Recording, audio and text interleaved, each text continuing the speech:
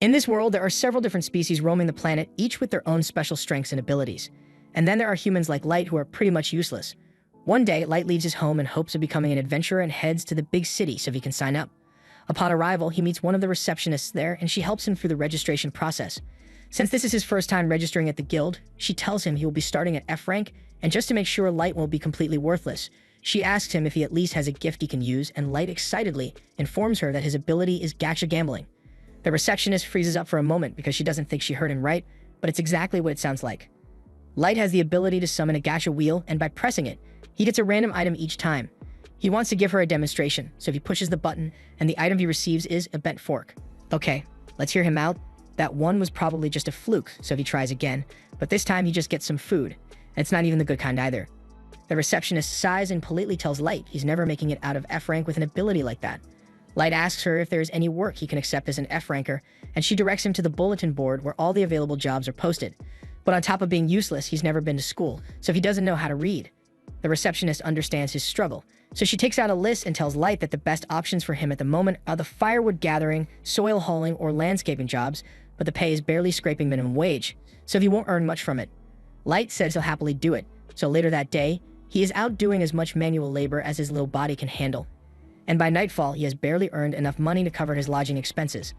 However, as he is walking down the street, a group of beastmen happen to be passing by, and they immediately clock Light as a victim, so they intentionally bump into him and steal his money. Light begs them to give it back because without it, he's going to have to spend the night on the street. But the beastmen don't care, and frankly, neither does anyone else since regular humans are at the bottom of the species hierarchy, so no one is willing to stand up for him. Light sits in the mud while all the people passing by call him useless trash for no reason, until eventually, someone actually stops to lend him a hand. Light takes the woman's hand thinking she's a fellow human, but when he realizes she's an elf, he recoils in fear because he thinks he's about to be taken advantage of again. The elf tells him he doesn't have to worry, and to prove it, she gets down on her knees in the mud just to hug him. Light can hardly believe that an elf would treat a human like him with such kindness, but she doesn't seem to be lying, so Light decides to go along with it. She introduces him to the rest of her party members and explains that they are the Concord of Tribes, a party that incorporates members from all 9 races across the world with the goal of eradicating discrimination among races. The leader is a beastman named Guru, and the elf's name is Sasha. They already got members from most of the different races, so now the only thing they need is a human to become their 9th member, and that's why they want to ask Light to join their party. This all sounds good on paper, but of all the people they could get, they really had to choose the powerless and defenseless 12-year-old boy to join their special party. At least there's no baby oil this time. From then on, whenever Concord would go on a mission, Light would join them as their baggage handler, but he's still just as useless as he was before because not even 10 minutes in, he almost gets one-shotted by a giant snake monster. Fortunately, Drago and Sasha manage to save him before anything bad happens, but Sasha tells him he really needs to get his act together because this is one of the world's most dangerous dungeons and literally anything in here could kill him, so he needs to make sure he sticks close to the team. Light apologizes for his mistake, but Sasha doesn't want him to feel too bad about himself, so she just asks him to come closer so she can check if he's hurt or not. While she's busy looking after Light, the others come over and start teasing Sasha for always doting on Light any chance she gets. They are done here, so the group continues moving further into the dungeon with Light in the center so nothing bad can happen to him. But once they get to a narrow section of the path, Guru says this will be a good place to stop. Light assumes he means he wants them to take a break, so he sets his bag down and starts making some tea for everyone, but Drago tells him that won't be necessary because they are actually here to banish him from the party. Light can't believe what he just heard, so he asks them if this is some sort of prank, but literally everyone in the party, including Sasha who was being so nice to him a minute ago, suddenly does a 180 and calls Light an ugly, brainless, good-for-nothing human. Light doesn't understand what's going on, so they all explain to him that they've been pretending to like him this entire time, and that whole thing about wanting to get rid of discrimination. That was a total lie. In fact, they are some of the most racist people you'll ever meet, so they've been dying to get rid of Light since the day he joined them. If that's the case, then Light asks why they even bothered asking him to join in the first place, so Guru tells him they were only after him because of his skill. Light doesn't understand what he means since his gacha skill is as useless as it gets, but while that may be true, it's similar to the skill of the Maestro, and the Concord's higher-ups were interested in seeing if Light's skill would evolve into something that's actually useful, so they were told to be nice to him until then, even though they didn't want to. However, those same higher-ups recently decided that Light was a lost cause, so now the party has no reason to act like they care about him in the slightest. Light can't wrap his head around everything they just said, and the group realizes they might have let too much information slip, but it's not like it's going to matter soon, because Light isn't leaving this dungeon alive. His eyes go wide as soon as he hears them say that, and a second later, Guru uses his claws to slash him across the face, making it very clear that they really do intend to kill him. He takes off running to get away from them, but they all just laugh and tell him that even if he did manage to escape, he'd just end up dying to a random monster in the dungeon. With that said, they think it'll be much more fun to kill him with their own hands, so Sasha takes her bow and shoots him through the thigh to stop him from escaping. They are all enjoying the sound of Light's terror-filled cries, and Guru begins beating him up to get him to cry some more. But the others tell him to quit it because their cover story is meant to be that Light was killed by a surprise monster attack, so they can't give him any suspicious injuries. Light desperately tries to crawl away because he doesn't want to die here. But with his leg injured like this, Guru tells him there's no way he's going to escape. Even so, he continues trying to get away, and as luck would have it, he managed to trigger a teleportation trap.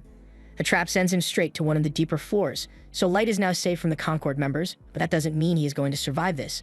He is well aware of how weak he is, so he knows he's a goner the second a single monster shows up. He tries coming to terms with the fact that this is the end of the road, but he doesn't understand why all this happened to him. For the past 4 years, all the members of Concord had treated him with respect and kindness, but it all turned out to be a lie. They were just using him because they thought he was a Mastro, and when they found out he wasn't, they tried to kill him laughing in his face. He absolutely refuses to let them get away with that. No matter how hard it is, he swears that he will make it out of here alive and kill them all, even if it's the last thing he ever does. However, just then, Light hears something walk up behind him, and to his horror, he finds a level 1000 stone chimera staring him down. Even the strongest adventurers only have a few hundred levels, and he has never seen a monster like this before, so that must mean he was teleported to one of the lowest parts of the abyss. As the monster approaches him, he practically pisses himself in fear because he knows there's no way he can beat this thing. All he has right now is his gacha ability, and has a terrible track record when it comes to being useful. He has no other option, so he frantically starts pushing the button over and over, hoping that it will save him, and miraculously, as the monster lunges at him, his gacha wheel transforms and a beautiful maid girl appears, destroying the monster in an instant. Light is speechless after what he just witnessed, so he just sits there as the girl walks up to him. She kneels before Light and puts her hand on his cheek to heal his wound because she couldn't bear the sight of such scars on his beautiful body. Light is amazed because all the pain is gone now. The maid refers to him as Master and asks what his name is, so he tells her that he is called Light, and right there and then she swears to serve him with eternal loyalty for the rest of her life. Her name is Mai, and she is known as the Ever-Seeking Maid. As for her level, it's over 9,000. She says she is an ultra-rare pull from Light's gacha skill, so her very being is bound to him. But Light is having trouble processing all this since he has always thought his gacha skill was completely worthless, so it should be impossible for someone as amazing as Mai to come out of it. Mai asks him for permission to approach his ability so she can determine its true nature. Light is surprised to learn that Mai has an appraisal ability, but to be clear, she tells him that it's only one of her many skills. Light tells her she's free to appraise him, so she begins the scan, and she is truly amazed by what she sees. Light's gacha skill has dozens of layers of protection woven into it, so only people of Mai's level are able to see its true capabilities, and from what she can tell, it can be used an unlimited number of times. The rewards that it generates depend on the surrounding mana density and go all the way from ranks like EX and Super Ultra Rare to Normal and Error. Light doesn't really understand what Mai is talking about, so she explains that there is always mana present in the atmosphere. But the mana density on the surface is quite low, which reduces the chances of unlocking a useful reward like Mai to almost zero. However, in the deepest part of a dungeon like this, the mana density is incredibly high, so the probability of a successful summon shot up exponentially. Mai assumes Light must have intentionally ventured down to the depths of the dungeon to bring out the true potential of his gift, but that couldn't be further from the truth. He came down here with people he thought he could trust, but they all ended up betraying him. They slashed his face, shot him in the leg, and laughed at him the entire time they did it. All Light ever wanted was to give his family a better life, but they tried to kill him just because he's a human. He begins yelling that he will never forgive them for as long as he lives, but Mai pulls Light into a hug for comfort because she hates seeing him so sad. She knows she could never understand the suffering Light must have felt, but she knows how to make him feel better. She assures Light that as soon as he gives the order, she will have the heads of those backstabbers lined up on the floor within the hour, but he gets up and tells her she can't do that. Mai tells him that scoundrels like those people do not deserve mercy, but he didn't tell her to wait because he thinks killing them would be wrong. Rather, it's because he wants to be the one to get revenge with his own two hands. He fell for their trick and nearly died at their hands because he was too weak to defend himself, so he wants to become strong enough to make sure nothing like that ever happens to him again. He knows it sounds far-fetched for a weakling like him to say he wants to be strong, but Mai doesn't think it's impossible at all. She swears that if he wants to become strong enough to exact revenge on his own, then she will do everything within her power to make that happen. We cut to 3 years into the future, and right in the middle of the Abyss dungeon, Light has used his gacha skill to build an entire nation and summon an army of powerful servants who are so down bad for him that they pay good money to get a cup of his bathwater. As he and May walk down the halls, she gets really annoyed by all the fairy maids constantly trying to get Light's attention, but Light doesn't see it as a problem since it's just a sign of their devotion to him. They head out into the city to greet Light's people, and everyone here truly loves and respects him as their leader. One even brings up that the monthly sweet supply is running low, and Light promises to look into getting some more. He thinks it might be a supply chain issue since the city has way more people now than it did 3 years ago, so he will have to adjust things to satisfy the increased demand. In the meantime, Light asks May if she knows what the other super elite servants he summoned are up to right now, so she tells him that Oyuki is busy mapping out the area around the abyss, and Ellie has been busy researching new magic to help Light achieve his goals. He's grateful that everyone is doing so much to help him out, but May didn't mention anything about Nezuna, so he wonders what she's been up to lately. May explains that Nezuna is just patrolling the inside the castle for now, but it's not because they need added security inside, it's because she's too dumb to help with anything that doesn't involve fighting. Meanwhile, inside the castle, we see Nezuna cheerfully strolling through the hallways without a care in the world, but as long as she's not causing trouble, they usually just let her do whatever she wants. As for Light, it is now time for his daily training session, so he goes to meet with one of his elite summons, Jack. Even though he has all these powerful subordinates to protect him, he still wants to be strong enough to handle things on his own, so he often goes out to spar with Jack, and after 3 years of this routine, he is capable of going blow for blow with him. Back in the castle, Nezuna is still walking around aimlessly until she happens to run into a few of the maids handling cleaning duty for today. She tells them she's on a super important patrol mission right now, and the maids all tell her that she's doing a really good job, but they are really just trying to flatter her into doing them a favor. And it's working. Now that she's in a good mood, they tell her that there's a special place that they'd like her to patrol for them, and Nezuna agrees to listen to their request without a second thought. A few minutes later, Nezuna knocks on the door to Light's bedroom, but to her surprise, May is the one who answers. She asks Nezuna what she's doing here, and Nezuna proudly states that she's on patrol, which is technically true. But now that she thinks about it, she wonders what May is doing in Light's room in the first place, since he's supposed to be training with Jack right now. May tries to make up an excuse and says she was just cleaning Light's room for him while he is away, but while she was talking, Nezuna manages to slip inside, and it definitely doesn't look like May was doing much cleaning in here. In fact, if Nezuna had to guess, she'd say May was rolling around on Light's bed and sniffing his pillow until a moment ago. May panics and says that was just part of her special bed-making technique, and Nezuna doesn't question how dumb that sounds for even 1 second, so she starts praising May for doing such a good job. Speaking of jobs, she finally remembers that the fairy maids asked her to deliver a message to May, and it basically says they are tired of her keeping Light's room to herself all the time because they want to clean his stuff too. Nezuna doesn't really understand what the big fuss is about, but May receive the message loud and clear, so she gives Nezuna a little reward for her trouble and sends her on her way. Now that she's done delivering the message, she heads down to the pastry shop to buy herself a treat with the money May gave her, and afterwards she happens to run into Oyuki on one of the terraces. Nezuna is surprised to see her here since she thought Oyuki was out on a surveillance mission, but she just keeps mewing. So Nezuna has no idea what she's saying. Light is usually able to decipher what those mews are meant to mean, but Nezuna's best guess is that Oyuki wants Nezuna to destroy the entire forest for her for no reason. Nezuna would definitely do that too, if no one corrected her, so Oyuki is forced to break character and speak normally to tell Nezuna that she just came to deliver a section of the map that she completed. Nezuna laughs and tells Oyuki she should have just said that from the beginning, so she takes the map and heads off to continue her patrol. Her next stop is the throne room, and after making sure there's no one around, she starts hugging Light's throne because she hasn't gotten to see him at all today. But while she is doing that, she suddenly hears a loud crunch sound, and to her horror, she realizes that she just broke the wing off one of the throne fixtures. She's going to get in a lot of trouble if anyone finds out about this, so she frantically fixes it just enough so it will break as soon as someone else touches it, and then she bolts out of there. Outside, Light and Jack are finally done with their training session, so they call it a day and head to the baths to relax. Jack tells Light he is getting really good at controlling his body, and there aren't many people down here who are strong enough to keep up with him anymore. The same probably goes for the people on the surface, but he reminds Light that he shouldn't let himself get too cocky, because they don't know what might be waiting for them on the surface. Light says he understands that he needs to be prepared, and he promises not to let his power go to his head so there will be no mistakes when the time comes for his revenge. Meanwhile, May has called the 4 fairy maids who gave Nezuna that message into her office, and she does not seem happy. She asks them if they know why she has summoned them here today, and they try to feign ignorance, but then May reads out their letter word for word, and she already got Nezuna to tell her that they were the ones who wrote the letter, so there's no way for them to weasel their way out of this mess. They all shuffle backwards and start apologizing for what they wrote, but they try to downplay their actions by saying they only did it out of concern for May. They say they know she's been busy lately, so they wanted to lighten her load by taking over the cleaning of Light's room for her, and maybe sniffing a pillow or two while they were at it. But that's not the point. May is also disappointed by the fact that they made Nezuna do their dirty work for them, since she might have considered it if they had the guts to deliver their message in person. She tells them that their request has been denied, and until further notice, they will be assigned to cleaning the entire corridor that leads to the throne room. And they aren't allowed to use any magic to speed up the process either. The maids can't believe May would give them such an impossible task because it'd take forever to clean that huge corridor by hand, but May doesn't think it'd be that hard. If anything, she says she's doing them a favor since level 500s like them need to put in a lot of hard work if they ever hope to reach her level. Additionally, May informs them that she is heading to the surface soon on a mission for Light, so the four of them are going to have to pick up the slack while she's gone. Later on, the four maids gather in their room and they are really upset by the fact that May is punishing them for making a simple complaint. They don't think it's fair that she's the only one who gets to bask in Light's scent, but May is the strongest of them all, so there's no way they can stand up to her.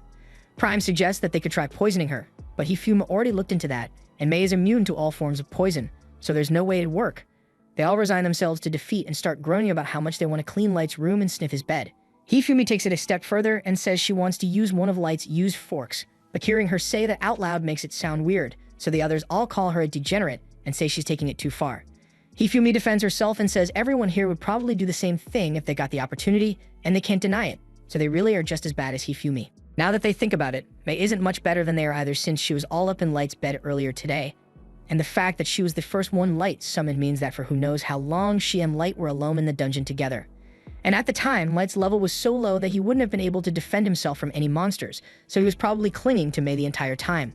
They'd all go mad with jealousy at the thought that May might have done indecent things with Light at some point, and Hifumi comes up with the bright idea of turning their jealous energy into a curse, so they all sit at the table and begin chanting over and over for May to die.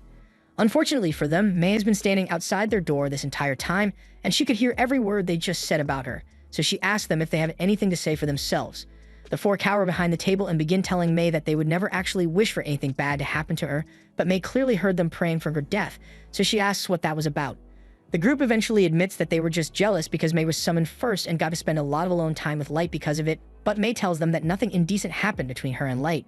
It took around 3 months for Light to summon Oyuki, and in that time, May was busy teaching him about martial arts and world history, so no debauchery took place. The girls are relieved to hear that, but then May continues speaking and tells them that she had originally come here to apologize for giving them such a harsh punishment earlier, but after what they just did, she thinks she may need to be even harsher than before. She tells them that they will now be required to clean the entire throne room in addition to the corridor. The three kneel at May's feet and beg her to reconsider because there's no way they'd be able to clean the giant throne room by themselves, but May tells them they shouldn't have thought of that before they decided to prey on her downfall. They are forced to get to work immediately, and at this rate, they might have to work through the night to get it all done. But while Hifumi was dusting off the throne, the wing of the broken fixture falls off, and they all go silent as they realize just how screwed they are. All the while, Nazuna is lying in her bed without a care in the world. The next morning, Light heads outside and meets Oyuki, Nazuna, and Ellie out by the front gate. Nazuna is particularly excited to see Light since she didn't get to talk to him at all yesterday. Light wants to go straight to the point, but just then, a rockhound appears out of nowhere, and even though Light is strong enough that it isn't a threat to him, he still begins trembling with fear a little because he remembers the day he nearly died to one of these. The others are enraged that a mere hound would dare to frighten their lord, so they start discussing plans to wipe its kind from existence. The hound didn't even do anything yet, but it can tell that one wrong move would spell its doom, so it lies down on the floor and starts whimpering for its life. Light tells the others that there's no need to get so upset because he's fine, and he even goes over to pet the hound to show them that it doesn't bother him. He apologizes to the hound for scaring it so much, and if he hadn't stepped in, they'd have actually wiped out its entire species without hesitation. They ask Light if there's a reason he told them to meet him out here, and he says May told him everything is ready for the mission, so they can finally head out to exact his revenge. Meanwhile, elsewhere in the world, Garou is walking through a Beastman town, and as the Beast hero, everyone here is fawning over him. In fact, this one dude in the back even offers to pimp out his own sister, but Garou isn't interested right now. Just then, he spots a poor human sifting through the trash for something to eat, and this kid was nowhere near Garou, but he decides to take a detour just so he can knock the child to the ground and spit on his face for fun.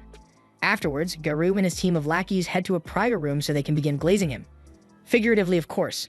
They tell him they think it's amazing that he went from a poor beast slum child to the frontrunner to become the next chief. Even the current village chief has acknowledged his power, so they ask him how he managed to get this far. Garou brags that he just uses his instincts to pick out the best jobs for himself, like that one he took 3 years ago. He got paid a lot to pretend to be part of a race unification party, and all he had to do was finish off a human who was suspected of being a master. He never actually confirmed whether Light was dead or not, but with how weak he was, there's no way he could have survived down there on his own, so he thinks it'd be best to just forget about the brat.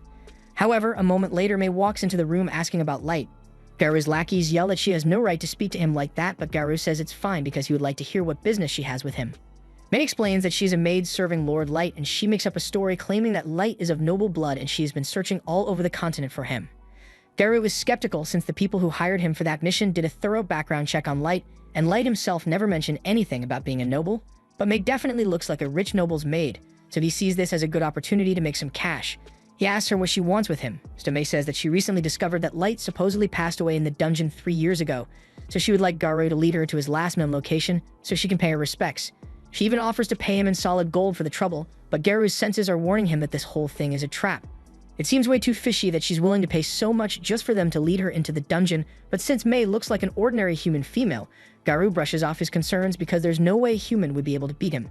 He agrees to lead her to Light's last known location, but he says he's not doing this for the money. He's doing this because Light was a good friend of his, and he wants to help out in any way he can. May knows that everything he just said is complete BS, but she has to stay in character, so she thanks him. And a month later, the group is closing in on the spotlight went missing. However, Garou has no intention of actually fulfilling the terms of the agreement, so as soon as they get there, he plans to attack May and let her die the same way Light did. Once they arrive at the spot, May falls to her knees in despair at the thought of how hopeless Light must have felt back then. Meanwhile, Garou tries to spin a story about Light getting attacked by a monster and falling into a teleportation trap before anyone could save him. But as he is speaking, several of his men begin blocking off the exit so May won't be able to escape once they attack. They are just about to pounce on her. But May suddenly says that if only she had been with Light from the start, then he wouldn't have been tricked and betrayed by such lowlives. As soon as he hears her say that, Garou panics and backs away because no one aside from the other Concord party members and the higher-ups know about what really happened here.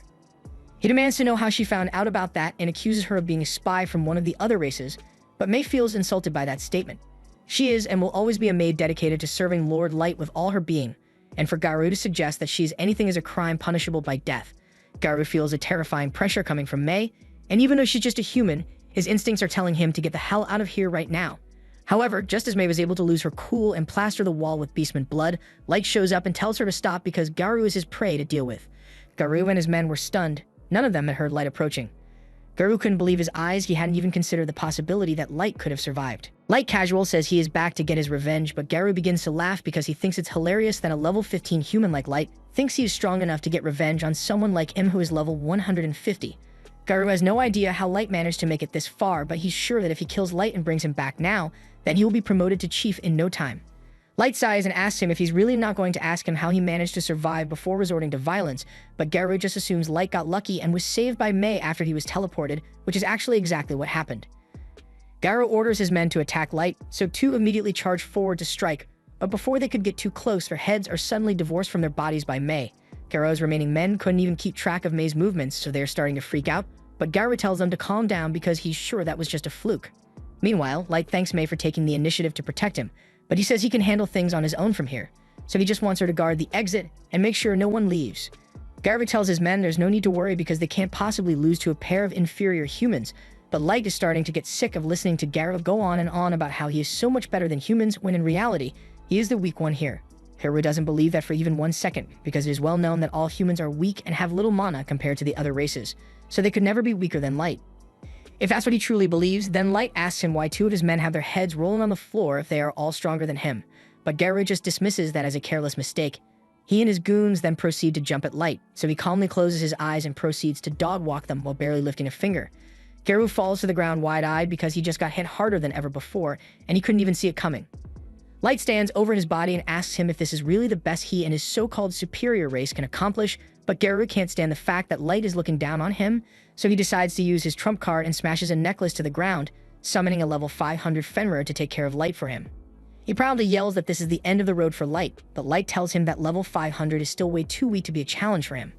Garou thinks Light must have gone insane from fear. There's no way he could possibly defeat a Fenrir on his own. He tells him to get down on his knees and beg if he wants a painless death.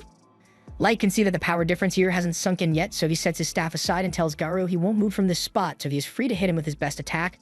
Garou is still convinced that Light must be bluffing, so he charges up his Fenrir's Howling Beast Blast and hits Light with enough energy to vaporize a small fortress. However, when the dust settles, Light is still standing, unharmed and unmoved. He thinks it's a little embarrassing that Garou was bragging so much about an attack that barely did anything. He also thinks it's weird that Garou keeps calling his summon a Fenrir when it's barely strong enough to be classified as a Fenrir puppy.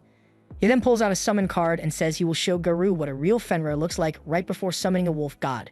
This is a level 9000 Fenrir that goes beyond anything Garou has ever seen in his life, and after Light orders it to take care of Garou's summon, it literally just blows some air in the direction of Garou's wolf, and it is suddenly frozen in a block of ice.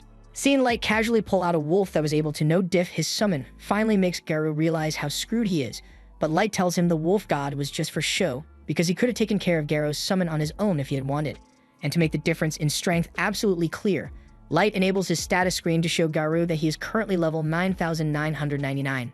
He is absolutely terrified now because he didn't even know levels could go up that high, and he is starting to think that Light is an imposter. But it's not like it matters whether this is the real Light or not, since he's definitely going to kill Garou with how things are going. He throws down his weapons and his pride and begins begging Light to spare his life. He says he was just following his country's orders and he never would have betrayed him otherwise.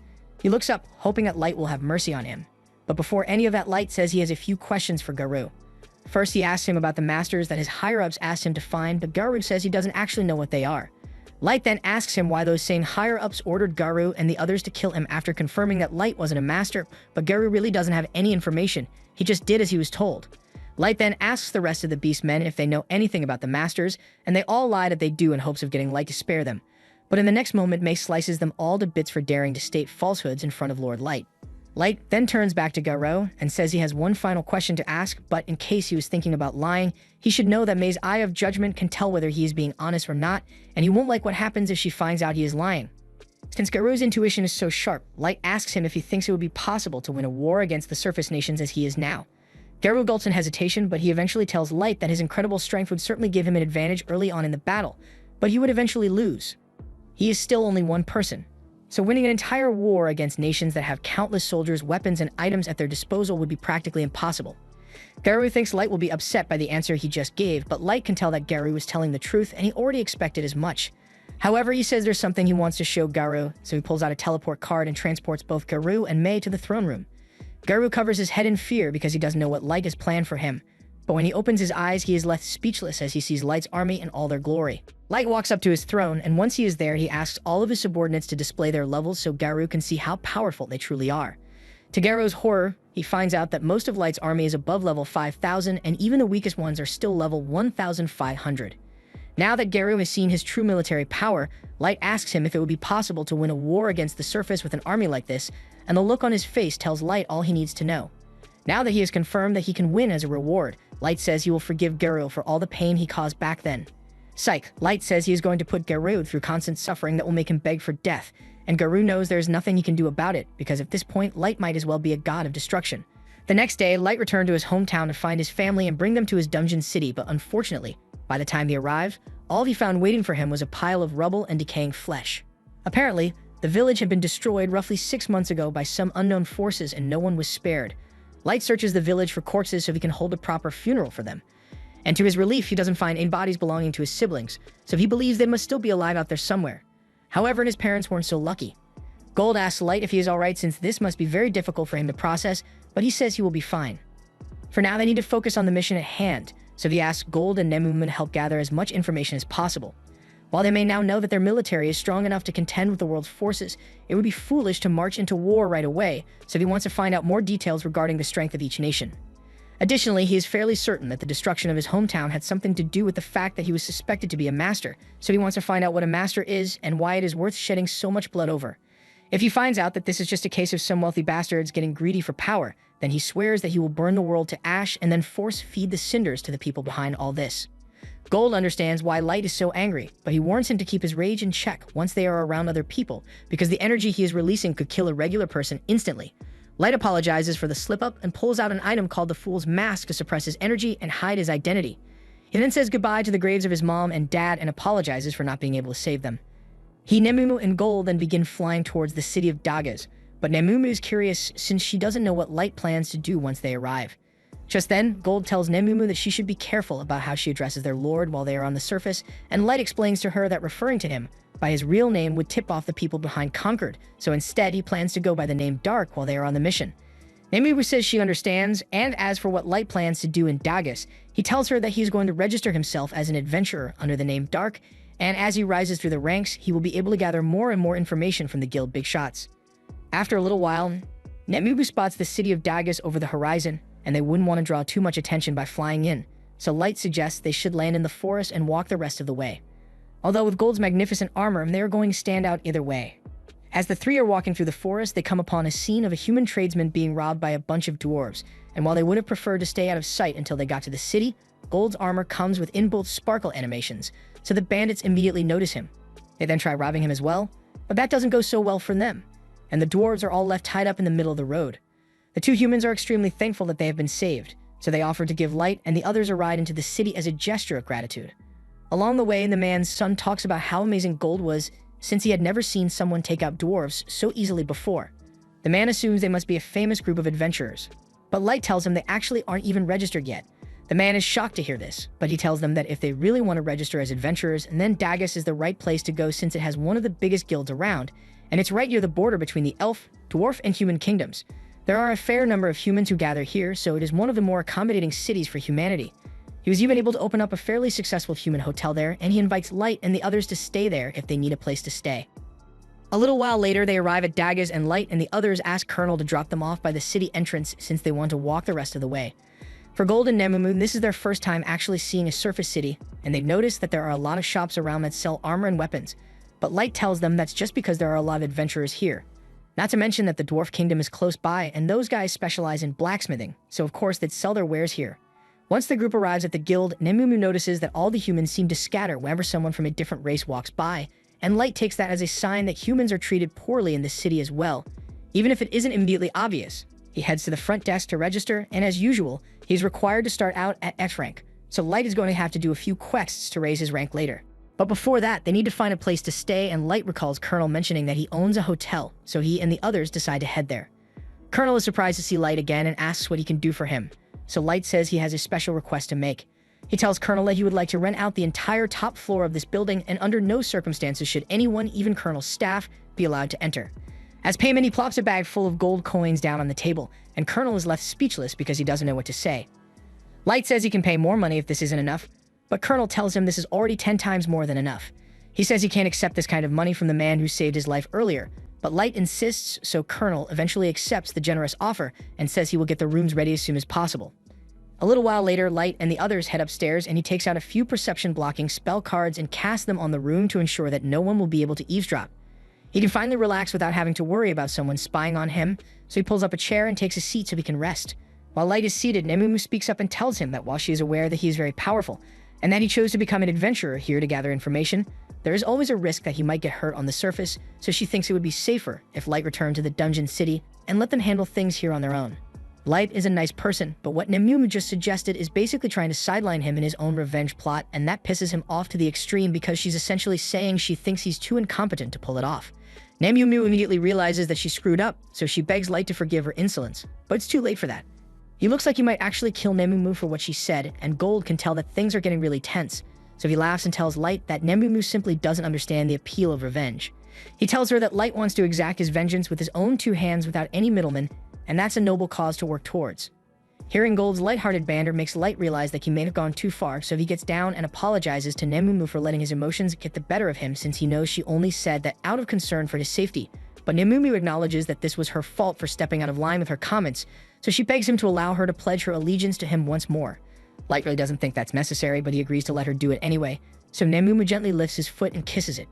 In this world, a kiss to the foot is the greatest show of respect one can show towards a leader, but Light has never really been a fan of this custom, especially with how awkward it was to have all his subordinates kiss his feet one after the other when he first summoned them. Even Gold acknowledges that it's kind of weird, especially since Nemumu looks like she's enjoying it way too much.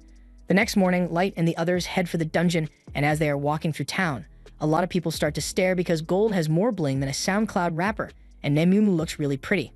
Although the only thing they have to say about Light is that he looks weird in that mask, but that does fit his dark persona, so it doesn't bother him. There's a long line of people waiting to get into the dungeon, but Gold notices that there don't seem to be any elves here at all. Light tells him that's because the elves and the dwarves are currently in a dispute over who owns this dungeon, so they tend to avoid each other. Nemumu praises Light for always having the perfect answer to any question, and he appreciates the compliment, but he asks her if she really needs to stand so close all the time because her chest is squishing up against the back of his head. She tells him it's her job to keep him safe at all times, so she needs to be as close as possible, and before Light can argue, he notices 3 people cut in front of the line.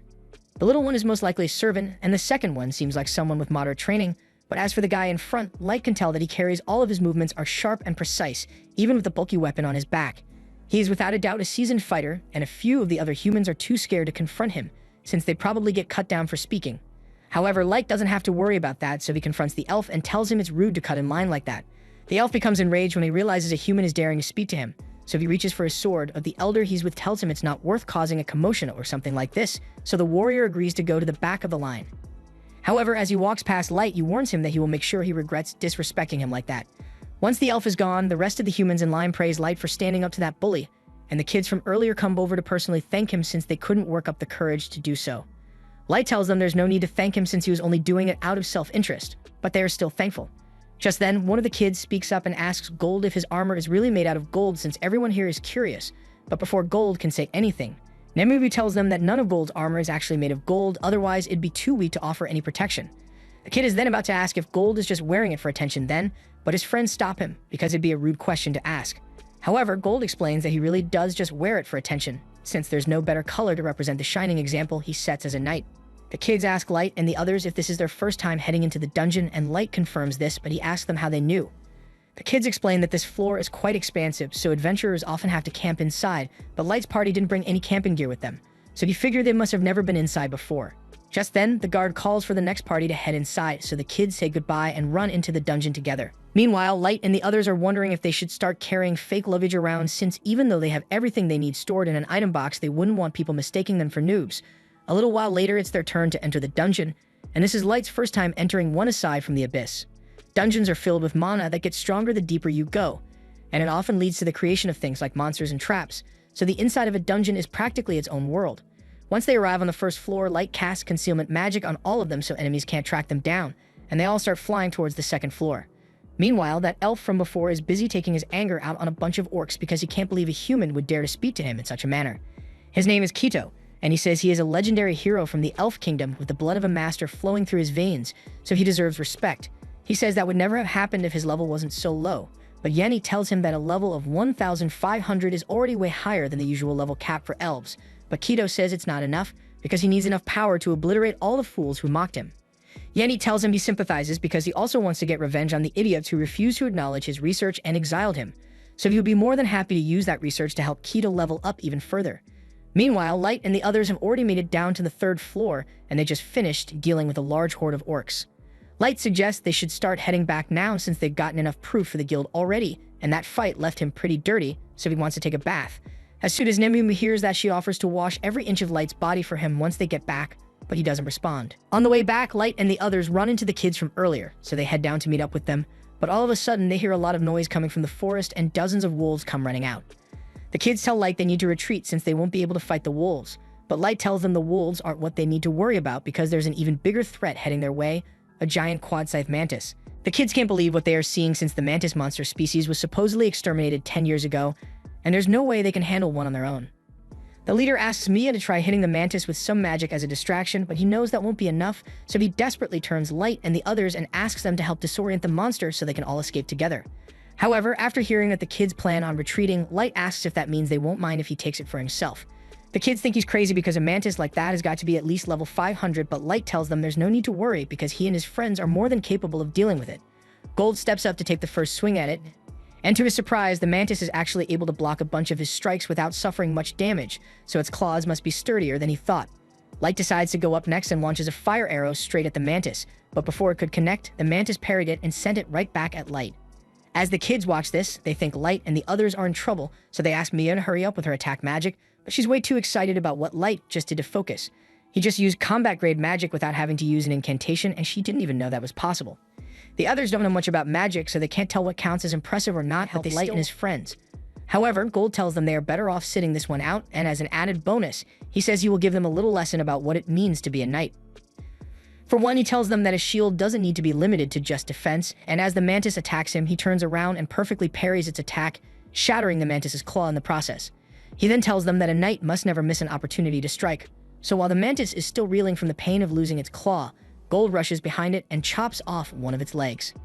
Light then comes in with more fire arrows, but this time, as the mantis deflects them, the arrows simply change trajectory and fly into its back.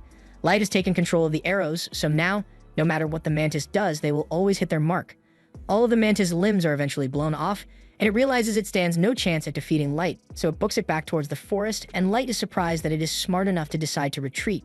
But he's not going to let it escape after all this. He casts a firewall in front of the mantis to stop it from getting to the forest, and Mia is absolutely losing her mind because she has never seen anyone use such widespread tactical magic instantly like that. There's nowhere left for the mantis to run, but it's still got its wings, so it takes off into the sky as a final escape attempt. However, before it could flee, Nemumu leaped up after it and diced it to pieces midair. After she returns to the ground, Gold tells her that she messed up, and this gets under her skin because she thought she was doing exactly what Light wanted by destroying the mantis, but Gold points out that she also destroyed all the valuable parts, so now there's no way for them to sell any of it when they get back to town. Nemumu soon realizes she really did mess up, so she immediately starts begging Light for forgiveness, but he says it's not a big deal. Meanwhile, the kids are all standing off to the side, wondering whether they really just saw a human defeat a quad-sized mantis or if they hallucinated the entire thing. A few minutes later, while sifting through all the mantis goo, the kids happen to find its magic gem, and by sheer luck, it's still in one piece, so Light will be able to submit it as proof of his accomplishment. But before he leaves, one of the kids approaches him and asks if he is from a famous party of adventurers or something because he seems way too strong to be a newbie. However, Light informs them that they are all indeed F-rankers, and the kids don't know what to believe anymore. Now that the fight is over, Mia uses her magic to create a water ball and offers to let Light use it to wash the mantis goo off himself. Light is grateful that she would use her precious mana to allow him to wash himself, but she says this is the least she could do. Since it's getting late, the leader asks Light and the others if they would like to camp out with them for the night. Partially because it's dangerous to roam around once it gets dark, but also due to the fact that Mia really wants to talk about magic with Light. And since there's no harm in it, Light agrees to stay. While the group is eating, Mia asks Light all sorts of questions about his past, but he can't exactly reveal his plans to her. So he makes up a fake backstory and says both of his parents were powerful mages, which is why he is so good at casting magic without incantations. That makes sense to Mia, but her brother says he still doesn't understand why it's so impressive. After hearing him say that, she goes on a long rant about how incredible Light's magic was. There are 3 main classes of magic, namely the combat class, magic that can be used on a single target, tactical class, magic that affects a wide area, like the firewall Light used before. And finally, there's strategic magic, which has the potential to affect the world on a global scale.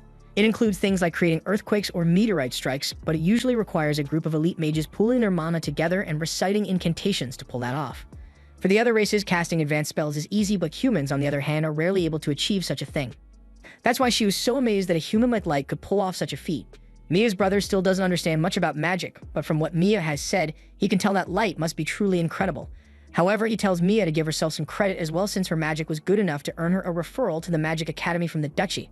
This gets Light's attention, so he asks if they are referring to the one in charge of the nation formed jointly by all 9 races, the Principality of 9. Mia confirms this, and Gold acknowledges that she must be a talented mage to have been recognized by the Principality.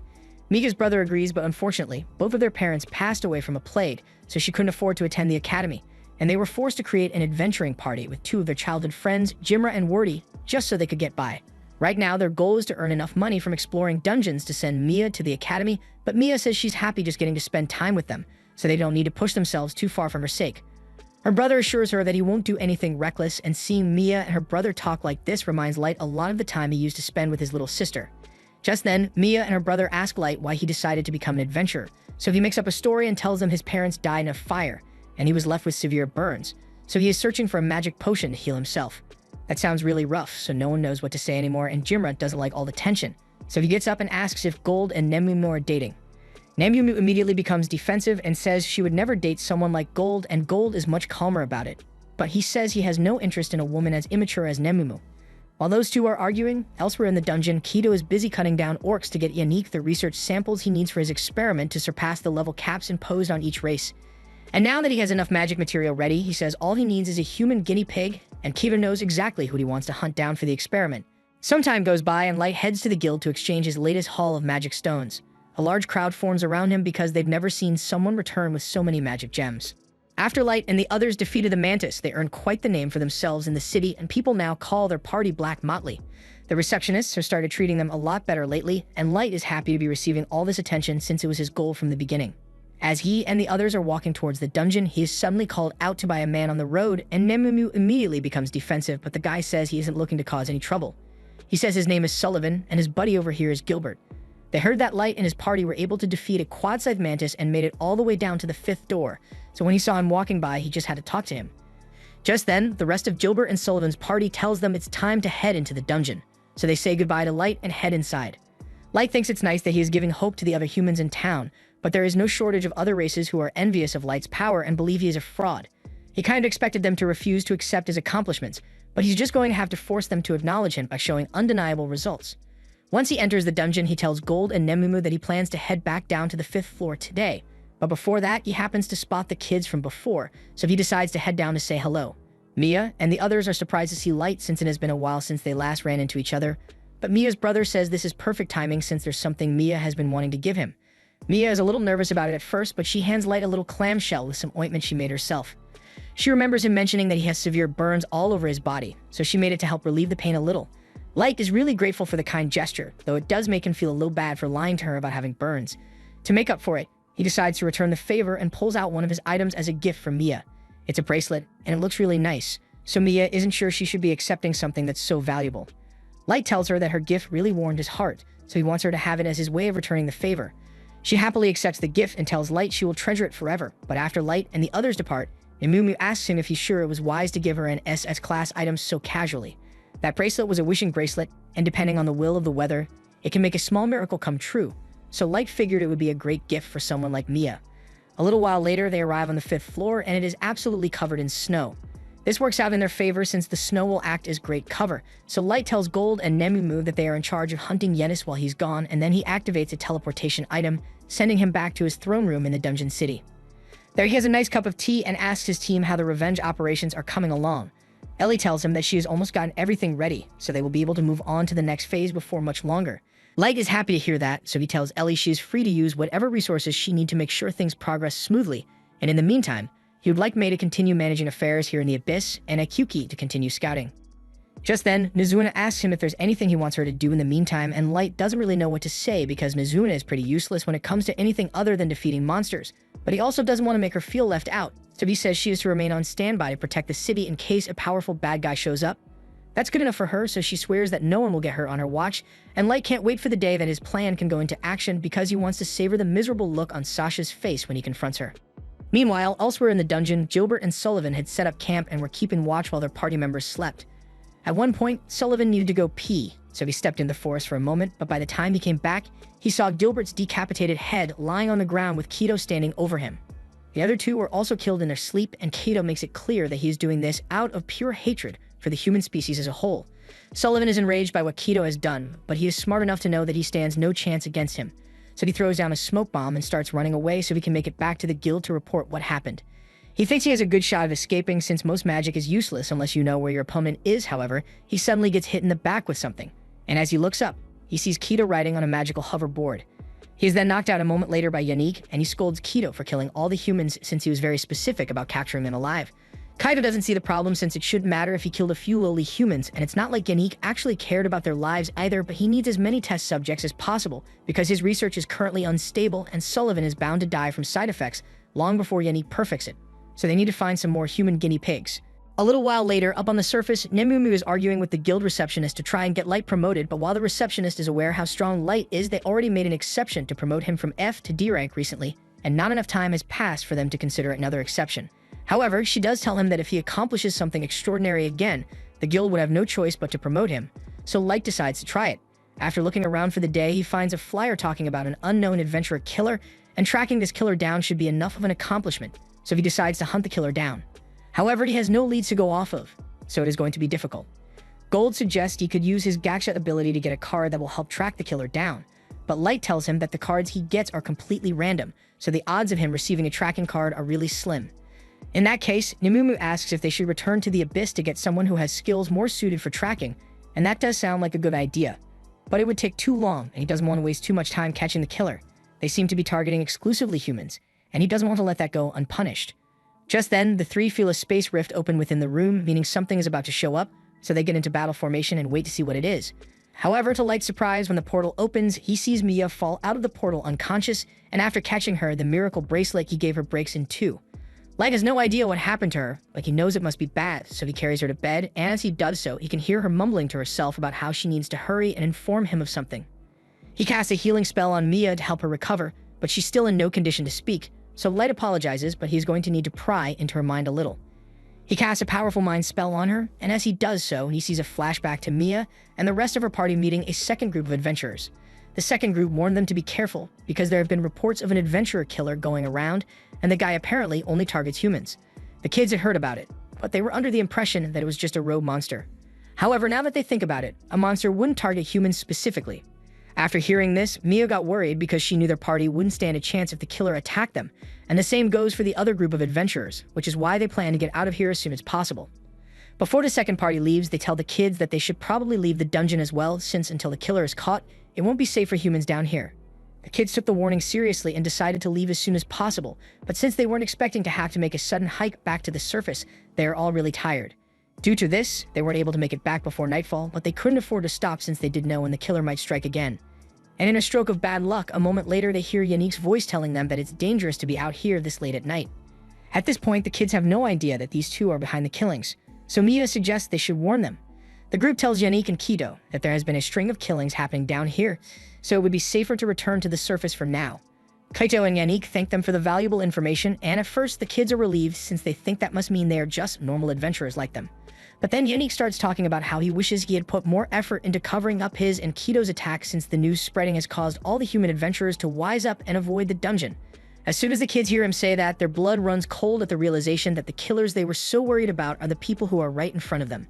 And Kido seems to really be enjoying the look of pure terror on their faces. The kids are all terrified, but they know there's no way all of them will make it out of this even if they run, so the three boys takes out their weapons and tell Mia to flee while they buy her some time. Kaito feels insulted that lowly humans would think they stand a chance against him, so as Mia's brother charges forward, he slices him across the chest without a second thought. He does the same to the other two as well, and while they aren't dead yet, their wounds are so severe that they are practically knocking on death's door. Even so, they still force themselves back to their feet and yell for Mia to run away while they charge at Kito, and this infuriates Kito even more, so he decides to kill them outright. Yannick yells at him for this because he won't be able to use those two as guinea pigs now that they are dead. However, Kito tells him to shut up because there's no way he was going to let them live when they were so disrespectful to him, fighting for their lives and stuff. So Yannick should still be able to carry out his experiments. Yannick admits that a magician is especially valuable as a research subject, but he says those boys could have been just as valuable, so Kito promises not to kill any more guinea pigs from now on. But before Yannick begins experimenting with Mia, Kito plans to do some terrible things to her just for fun, and even Yannick doesn't want to be involved in that debauchery.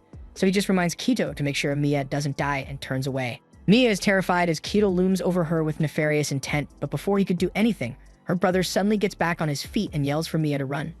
Yannick is amazed that he managed to cling on to life despite his severe wounds, and that's the kind of tenacity he needs in a test subject, so he tells Kaito to make sure he captures the boy alive at all costs.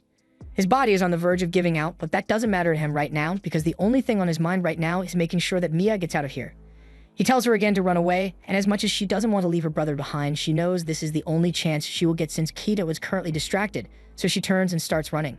As soon as Kito realizes she is escaping, he prepares to chase after her, but Ilio attempts to strike him, and while he had no hope of actually injuring Kito, it's enough of a distraction to buy Mia a few more seconds to escape.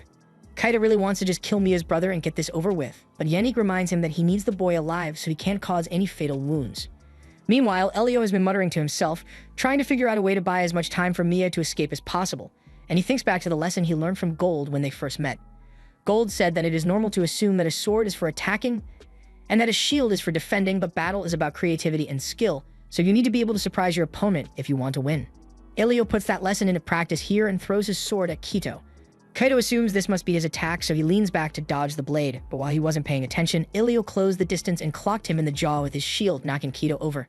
That's the best Elio could do, but he is really proud of himself because even if he is going to die here, at least he managed to land a clean blow on Kito. Kaito can't believe a lowly human was actually able to land a hit on him, and he feels so humiliated and enraged that he completely disregards Yannick's request to keep Elio alive and uses his sword to shoot a light spear straight through his abdomen. He somehow didn't die instantly from the attack, and Kaito plans to make him suffer as much as possible for daring to strike his majestic face, but Yannick stops him and says he needs to go after Mia immediately because if she manages to escape, things will get complicated once the guild finds out about what they've been doing here. Kaito is still angry, but he understands Yannick's point, so he turns around and starts chasing after Mia. Mia has been running as fast as she can for a while now, but before she could make it to the exit, Kito blocked her path with 3 light blades. Mia is in disbelief because she didn't think he would be able to catch up so quickly, but Kito possesses the Elf Nation's Phantasm class weapon, the legendary sword Grandius, and it allows him to create as many blades of light as he wants and move them around at will. He tells her there's no use running since with his blades. Catching up to her is a trivial task, but Mia still refuses to give up. She casts a spell and launches a few icicles at Kito to break his line of sight so she can escape into the forest, but after running for a few more minutes, Kito finds her again and knocks her to the ground. He tells her she should be grateful that she will be sacrificed for the benefit of a future legendary hero like him, but Mia yells that he doesn't deserve to be called that. The title of legendary hero is reserved for people who are both strong and kind like Light, but Kito, on the other hand, is nothing but a loser who enjoys bullying those weaker than him. Hearing that strikes a nerve for Kido as he recalls how the other elves all mocked him for being a good-for-nothing bully who was only willing to pick on the weak. It was part of the reason he was banished from elf society in the first place, but he refuses to accept that he is the problem and instead blames everyone else around him for not recognizing how great he is. He loses his mind in anger and forgets all about keeping Mia alive, so he is about to strike her down, and Mia can tell that there's no escaping this attack, but she still refused to give up and was desperately trying to think of a way to get to Light so she can ask for help, and that's when the bracelet kicked in. Back to the present, after learning of everything Mia and the others went through, Light is beside himself with anger, so he tells Gold and Nemumu to get ready to head out because he's about to crash out on those elves. Back in the dungeon, Yannick is trying to heal Elio's wounds, but from the state his body is in, it looks like it's already too late to save him, and he is really upset about losing such a valuable specimen. Just then, Kido returns and Yannick asks him if he managed to capture the girl, but he says he lost track of her, and as soon as Yannick hears that, he starts panicking. He asks how Kido could let himself be bested by a little girl, but Kido says it wasn't his fault because how was he supposed to know that she would just vanish into thin air like that? Yannick can't believe it since there's no way a human child like her would have a teleportation item on her, but that's definitely what happened, so he needs to face the facts. And the facts say the two of them are screwed. If Mio reports what happened to the guild, it will only be a matter of time before word reaches the Elf Nation, and as soon as they figure out where Kido is, they are going to come after him for stealing the Grandius sword. To make matters worse, the Elf Nation will almost certainly send the head knight after them as well, and he is said to be around level 3000, with all of his personal knights under him being at least level 2000. In other words, Kido and Yannick by extension are cooked. Their only shot at surviving now would be to try out Yannick's research in order to make Kido strong enough to face off against the Elven Knights, but before they could leave to do so, Light suddenly shows up, and he tells them they won't be going anywhere. Kaido recognizes Light as the guy who called him out for skipping the line when he first came into the dungeon, but he doesn't understand how a human could possibly sneak up on him like this when he's 1,500. Light is saddened to see Jimra and Wardy lying lifeless on the ground, and it is already too late to save them, so he closes their eyes and apologizes for not getting here sooner. Gold then grabs Ilio's body, and he seems to have some life left in him, so Light might still be able to save him. He casts healing magic on Elio and then turns back to ask Kido why he would do something like this. Scratch that, he doesn't care what self-centered reason they may have because they made his friends suffer, and he swears on his name that he will make them suffer pain so unbearable that they will beg for the sweet release of death. Light asks Nemumu and Gold to stay out of this because he wants to handle it on his own, and Kido is offended that Light seems to think he can defeat him alone. He is sick of insignificant humans defying him all the time even though he is vastly superior, so he says he will take his sweet time torturing Light before killing him. But after launching his first strike, Light is easily able to stop it with his staff, and he is a little disappointed in Kido because he was expecting more power from him. He loses his shit after Light nearly knocks him out with his staff and decides to use his sword's full power to take him out.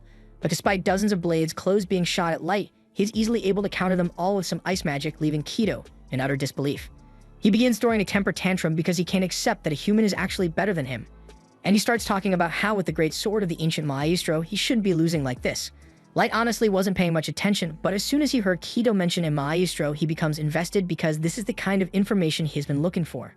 Light asks how Kido knows about Maestros, but he laughs and says there's no way he wouldn't know about it.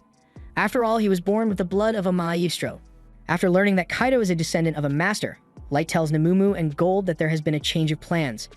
He was originally going to just kill Kaido, but now he wants to take him back to the Abyss and rip as much information as he can write out of his head.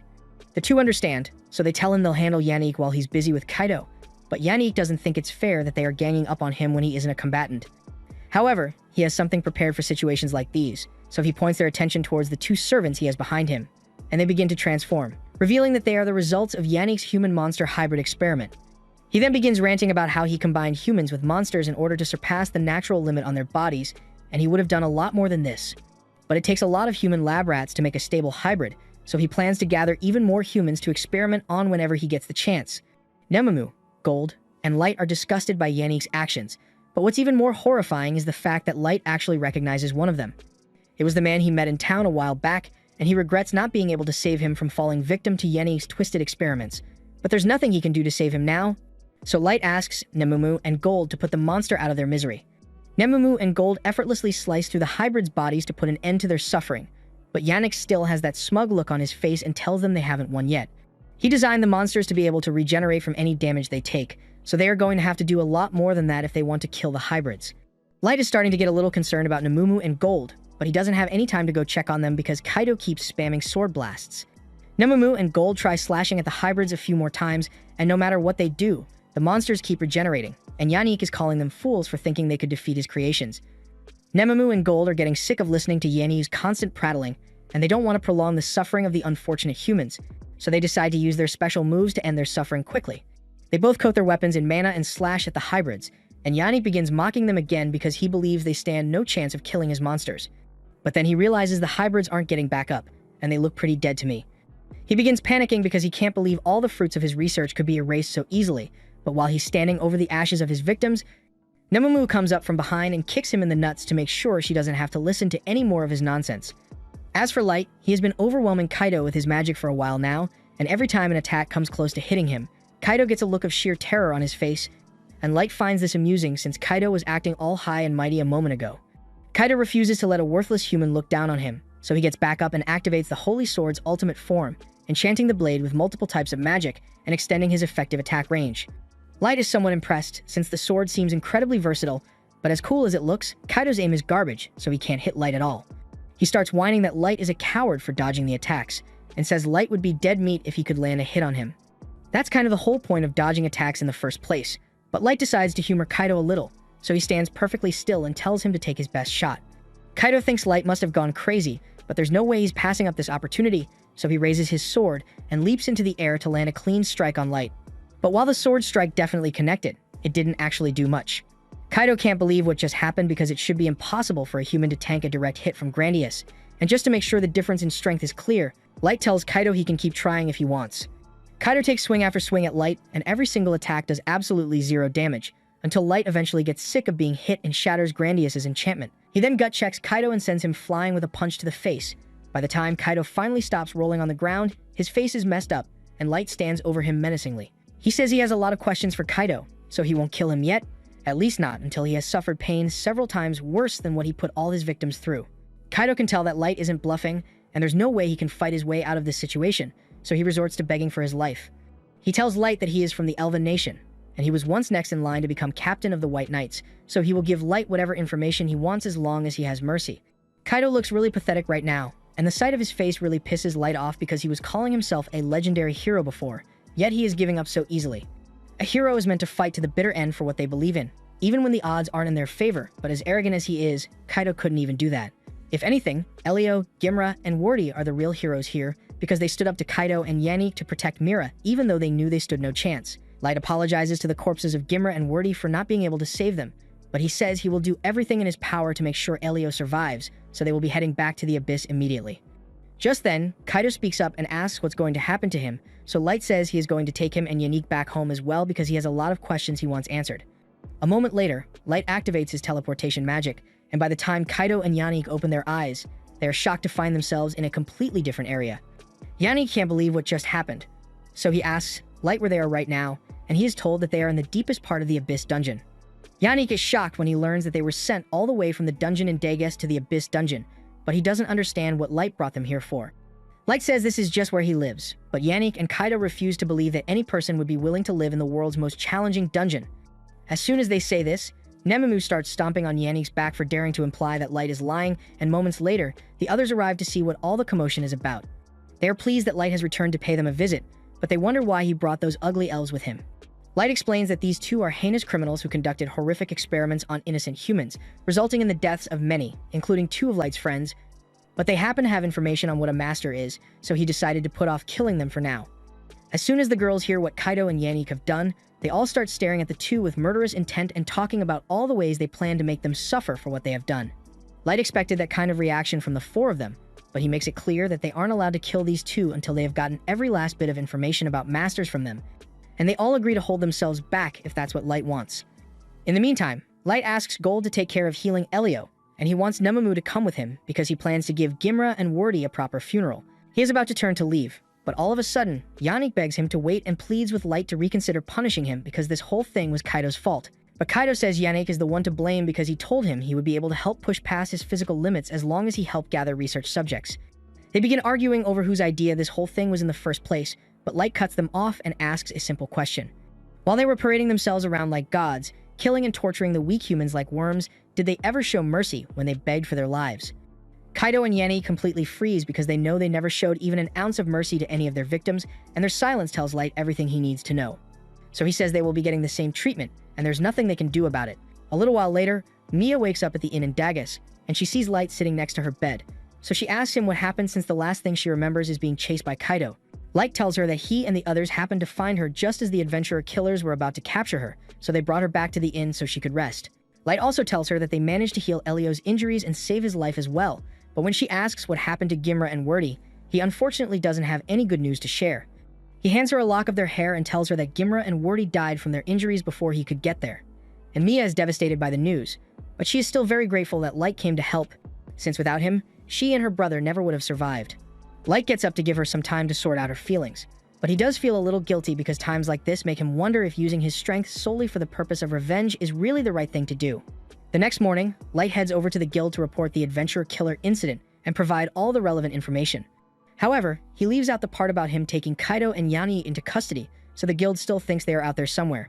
As a reward for the valuable information Light provided, as well as for saving 2 potential victims, he and his party are officially promoted to C rank.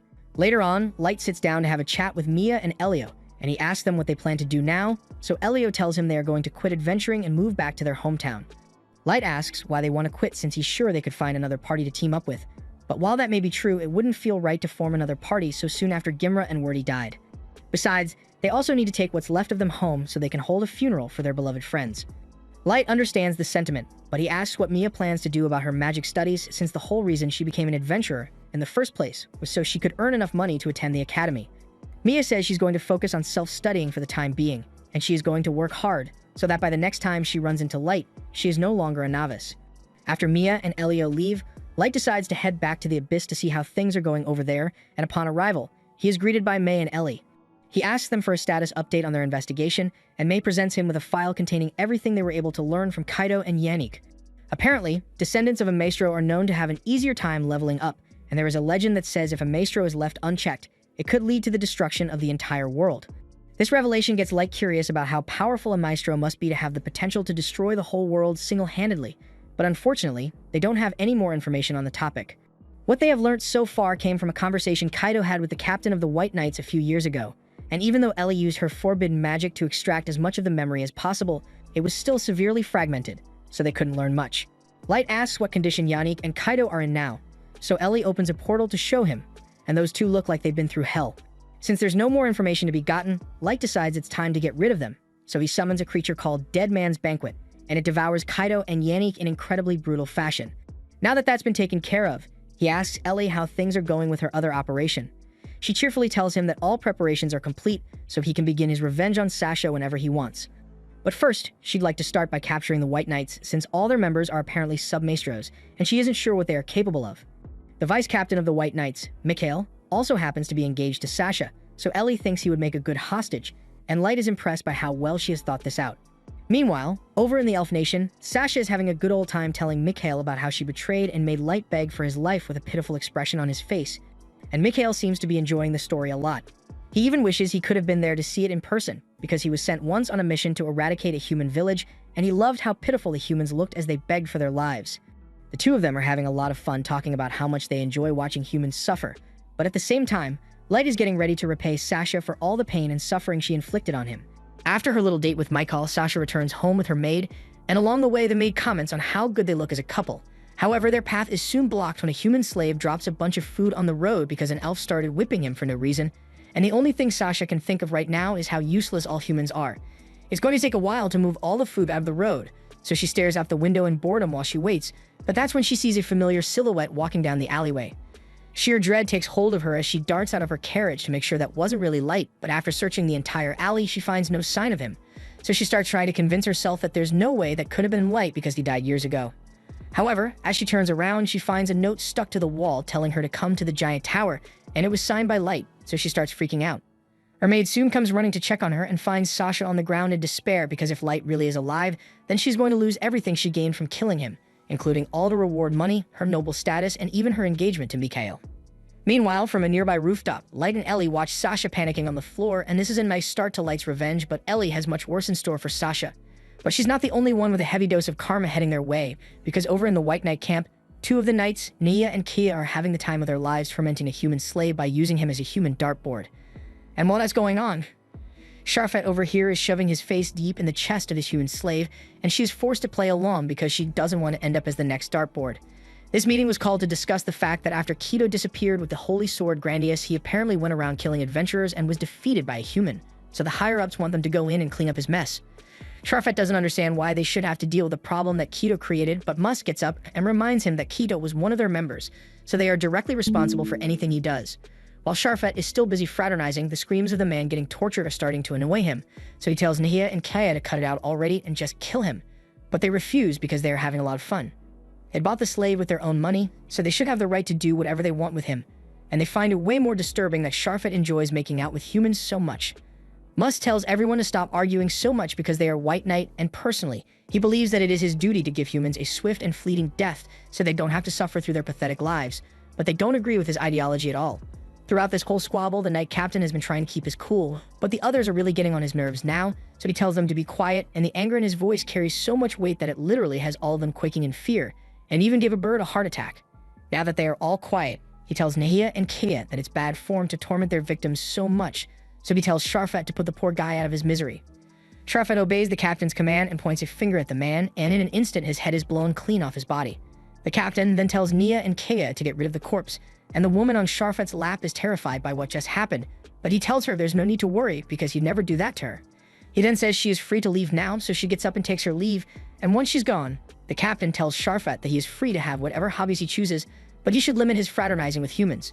Elves are known for mating with human masters to create submasters, so he can't go thinning out the bloodline with his affair. However, Sharfet tells the captain there's nothing to worry about because he was never actually going to have a child with his slave in the first place. In fact, he has gotten pretty bored of her, so he was thinking of shooting her in the back later, and he invites the captain to join in on the fun, but he declines because while he doesn't like humans, he doesn't particularly enjoy torturing them either. For now, his only priority is to deal with the situation regarding Keto, because he can't let anyone embarrass their queen. Later that night, Sasha is laying in bed when all of a sudden she hears a loud noise, and when she goes to look out of her window, she finds a giant tower emerging from the forest, and the sight of it sends chills down her spine because she recalls that Light's letter told her to meet him at a tower, and this must be what it was referring to. The next morning, a slave trader is driving into town with a wagon full of human children, but all of a sudden, a rock chimera appears out of nowhere, and the slave trader is terrified for his life, so he runs away, leaving the kids to their fate, but the monster doesn't actually seem interested in hurting them. A little while later, the elves in the city have started experiencing a shortage in food supply because all the trade routes are infested with monsters now.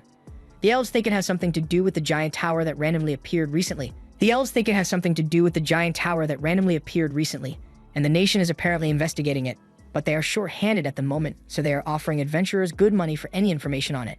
Light, Gold, and Nemumu are also in the crowd of adventurers, and after a few minutes, a pair of elves notice Nemumu, and even though she's human, they think she's hot, so they walk over and try to convince her to ditch Light and join their party instead. Nemumu restrains herself and simply tells the two to get lost because Light is the only one she will ever serve, and Light tells them they had better give up while they still can, but the elves get offended that a human would dare to reject them, so one of them throws a punch. However, Light casts a lightning arrow to force him back, and as soon as everyone realizes what just happened, they recognize him and the others as the new party of humans from Dagas who are apparently extremely powerful. Knowing that they can't beat Light, the elves back off, and Light is pleased with how this turned out because news of his presence in the elf nation is bound to spread now.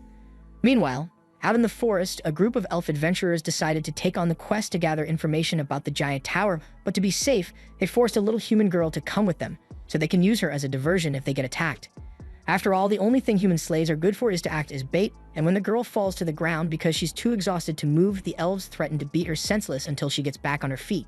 They start complaining amongst themselves about how lazy the livestock is, but all of a sudden, one of them notices a drop of saliva land on his hand, and in the next moment, his head is completely chomped off by the rock chimera. The chimera then takes a bite out of the other elves, and the little girl falls to her knees in terror because she thinks she's going to be next. But as the monster approaches and takes a whiff of her, it realizes she is a human, so it backs off and walks away. The girl breathes a sigh of relief because she thinks she is finally safe, but just then, a group of scary-looking men come out of the woods and start talking about how lucky they are to find one out here. The girl is on the brink of crying because she thinks she's about to be enslaved again, but to her surprise, the men dump a bottle of healing potion on her and start talking about getting her a set of proper clothes and some food. It turns out that they are actually part of Light's team, and they were tasked with rescuing as many human slaves as they can, so the leader of the group contacts Oyuki to organize a drop-off at the secure location. Meanwhile, up on the tower, Oyuki is hard at work, controlling all the monsters in the area to make sure they only target the elves that are harming humans when all of a sudden, Ellie comes over to check on her. She asks Oyuki how she's holding up since this is the first time she has had to control so many monsters on the surface at once, but she says she's doing fine. Still, Ellie is worried that there might be issues with the mission, or that this might all be a test from Light to see how they handle moral dilemmas, but Oyuki tells her she's overthinking it because everything has gone according to plan so far. Just then, she gets a message from the ground team, and they tell her they are ready to make the drop off. So once they arrive at the village, they leave the girl in the care of the village, so she should be safe from now on, and she is very grateful for all they have done for her. As they are returning to their base, they start talking about how awful it is that humans are being used as monster bait, and they wonder why the other races even hate humans so much in the first place, but they can't come up with any real answers. Their leader tells them there's no point in pondering it now, because they'll be leaving bright and early tomorrow morning, so they had better not be late.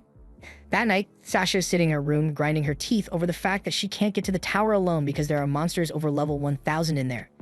At this rate, it won't be long before the nation officially mobilizes the White Knights, and if they make it to the tower before her, they are going to find out that she didn't actually kill Light, and she can't let that happen.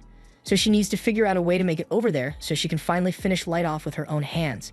The next morning, the Elven Council holds a meeting to discuss what to do about the recent rise in monsters, and since they aren't fully aware of what the monsters are capable of, one of the officials suggests that they should send in their best forces before any harm befalls the citizens, and she asks the White Knight captain what he thinks about the plan. Hardy says he is aware how important it is that they keep their citizens safe, but he can't agree with such an idiotic plan. Sending the White Knights out with no clear intel would be like using a fine sword to poke through the mud, and no matter how good a sword is, it remains useless if you don't know where to strike. The Queen sides with Hardy on this matter and decided that the best course of action would be to increase the reward for information on the tower, and once they have gathered sufficient intel from the adventurers, they will dispatch the White Knights. No one can go against the Queen's orders, so the meeting is concluded, but the Chancellor seems to be holding a grudge because he thinks the only reason the Queen sided with Hardy is due to the fact that she's his mother. Later on, Hardy heads to his mother's chambers to thank her for supporting him because now he and his men won't have to go out and do the dirty work in person. His mother laughs and says she'd never let her precious son be out in any serious danger, but the mystery of the giant tower is a pressing issue, so they will need to deal with it soon. He asks if she thinks this might be the coming of another Dark Lord, but that's not necessarily what the Queen is worried about. If a Dark Lord is born, then that would mean a hero would be born from the heroes as well, and they are likely to be a master, so if that's the case, the elves are going to need to either win them over or kill them to avoid being destroyed. Speaking of which, Hardy recalls hearing about a potential master a few years back, but the Queen says the boy turned out to be regular, so he was apparently disposed of.